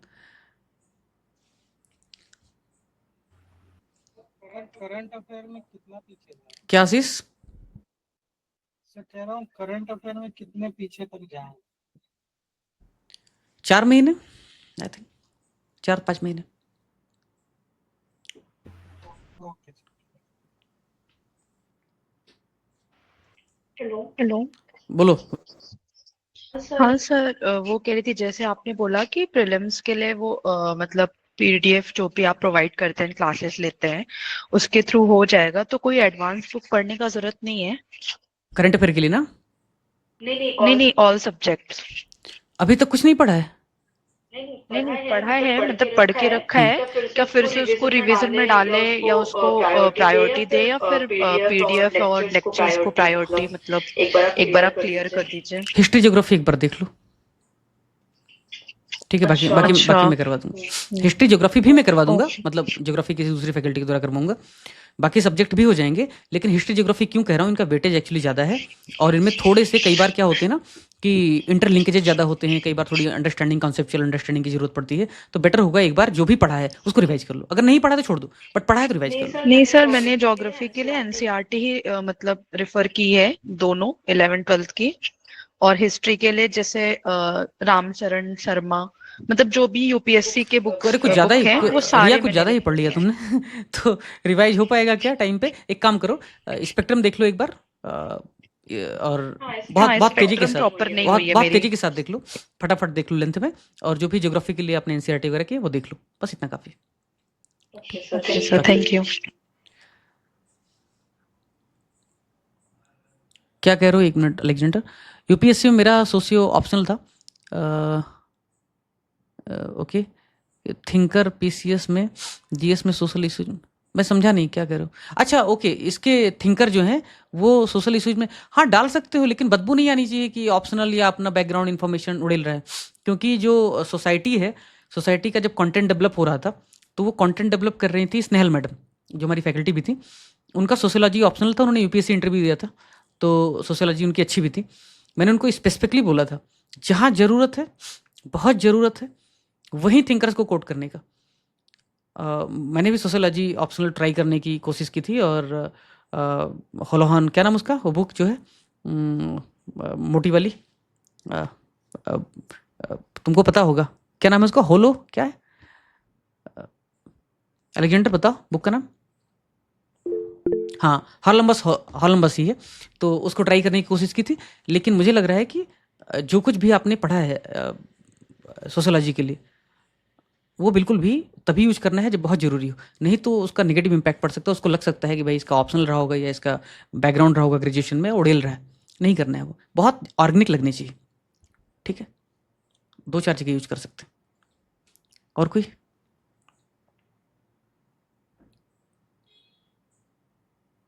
और कोई मित्र?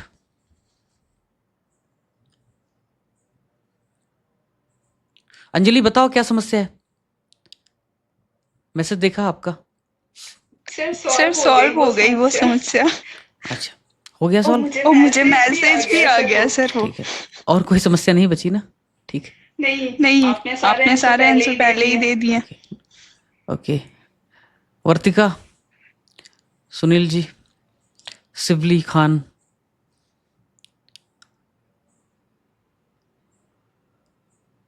आप सर आप जो करंट अफेयर्स मतलब पढ़ाना स्टार्ट करेंगे उसका पीडीएफ जो होगा आप पहले दे देंगे, एक बार हम पहले ही पढ़ लें उसके अभी बाद आप पढ़ाएं तो। अभी अपने पास संसाधन है, समय भी है, पहले देने की कोशिश करेंगे। मेंस में भी कोशिश करते थे, कभी अगर पहले नहीं भी दे पाए तो भी आपके पास इनफ टाइम रहेगा, बट कोशिश करेंगे पहले देते।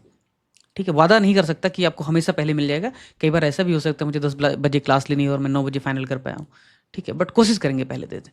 ठीक है, ओके सर। सर बाकी अदर सब्जेक्ट के तो आप बोल सकते हैं कि पहले वो दे दें हमें, तो हम थोड़ा बहुत पढ़ लें। पॉलिटी पे और हिस्ट्री पे मुझे जो भी एमसीक्यूज और काम करने हैं ऑलरेडी डिसाइड कर लिया है, काम करना शुरू भी कर दिया है।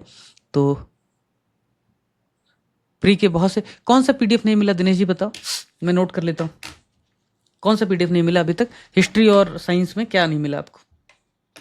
हिस्ट्री में मेडुअल का कोई पीडीएफ नहीं पड़ा है। हिस्ट्री में मेडाइवल नहीं मिला आपको, और मेडाइवल अभी चल रहा है? मेडाइवल अभी चला, अंजलि मेडाइवल शुरू हुआ है नहीं शुरू हुआ अभी? सर मतलब कुछ चीजें तो सर ने कंप्लीट करा दी है, अभी तो वो एंसेंट करा रहे थे। मेडाइवल का पीडीएफ नहीं अपलोड हुआ कंटेंट का? नहीं सर। ठीक है, और क्या नहीं हुआ? सर हिस्ट्री स्टार्ट हुआ और साइंस बाकी तो अभी कुछ भी उन्होंने नहीं कहा हुआ। हिस्ट्री के पीडीएफ नहीं अपलोड हुए हैं, तो ठीक है, बाकी तो होता ही रहेगा। तो हिस्ट्री का मेडाइवल नहीं हुआ है, बाकी हुआ है। साइंस के सारे हो गए पीडीएफ अपलोड? हाँ अभी तक जितना हो गया है वो तो हो साइंस का करा दिया मैम ने, उतना हो साइंस की गया। पीडीएफ में पीवाईक्यू भी है और बड़ा कलरफुल, थोड़ा समझने में आसानी है, तो I think yes sir, science का बहुत अच्छा है मतलब नोट्स जो भी पीडीएफ है। ठीक है, फाइन, करते हैं। बाकी कुछ रहेगा तो रोज मिलते ही रहेंगे, अब तो रोज ही मिलना है, अगले 100 दिन तुम्हारे नाम। ठीक है, चलें फिर। Yes sir. Mains exam wait well, I feel would be have been more beneficial if I join you earlier. अरे हाँ ना, मैं भी सोचता हूँ कि मुझे कुछ चीज़ें पहले मिलती तो बहुत अच्छा होता, पर ठीक है, कई बार समय पे नहीं मिल पाती, क्या करोगे? हाँ, हम लोग उसी पर नोट कर लेते हैं एक्स्ट्रा जो सर लोग बोलते हैं। तो विवेक जी सीसेट तो कराएंगे ही, अब सीसेट भी लोग फेल होने लगे हैं यूपीपीसीएस में, कराना ही पड़ेगा, कराना ही पड़ेगा, बिल्कुल। सर मैं अगर पीडीएफ का पहले मिल जाए क्लास के तो हम लोग उसी पर जो सर लोग एक्स्ट्रा बोलते हैं उसको नोट करने में आसानी होती वहीं पास में ही। मैं आपकी चिंता समझता हूँ भाई, ठीक है, कोशिश करेंगे, विल ट्राई माई बेस्ट, कोशिश करूँगा, देखते हैं। अभी है अपने पास समय तो कर लूँगा कम्युनिकेशन के क्वेश्चन, ठीक है, करते हैं। Alexander, noted. सीसेट है अपने प्लान में, अब काम करना है, कम से कम करंट अफेयर फतेह करने दो, पीवाईक्यू फतेह करने दो, एक आध ब्लॉक खत्म हो जाएगा तो बोझ कम हो जाएगा। तुम्हें जितना डर लग रहा होगा ना उससे ज़्यादा मैं दबाव में हूँ, और तुम्हारे सामने आज आ रहा था तो डर रहा था कि कितने कठिन सवाल पूछोगे, हो सकता है डांट भी दो, तो सोच रहा था कि तुम डांटो इससे पहले मैं ख़त्म कर लूँ पढ़ाना डालना, तो लास्ट में रखता हूँ। तो अच्छा हुआ आप लोगों ने माफ़ किया, उदार हो आप लोग, बट ठीक है। अब अंत में क्या है ना कि मेंस वालों का साथ पकड़ा था, उनका कैप्टन था, उनको अंतिम तक नहीं ले जाता तो भी गिल्ट होता, बीच में बीमार हो गया तो थोड़ा एफिशिएंसी कम हो गई, और करना ही था। तो जैसे प्रीलिम है, अब प्रीलिम में तुमको अंत तक लगा रहूँगा, लड़ता रहूँगा, करना ही पड़ेगा, नहीं तो फिर पता लगेगा मेंस भी छोड़ देता आधा, इधर भी आ जाता, इधर टीम काम कर रही थी, हो सकता है कुछ कमियां रह गई हों। अभी तो दिन रात प्रीलिम प्रीलिम प्रीलिम चलता रहेगा, ठीक है, करेंगे, करेबो लड़ेबो जीतबो, चलो ठीक है, चलें फिर, शुभ रात्रि। कुछ रहे तो मैसेज कर देना, मैत्री चैट में, विल रिप्लाई।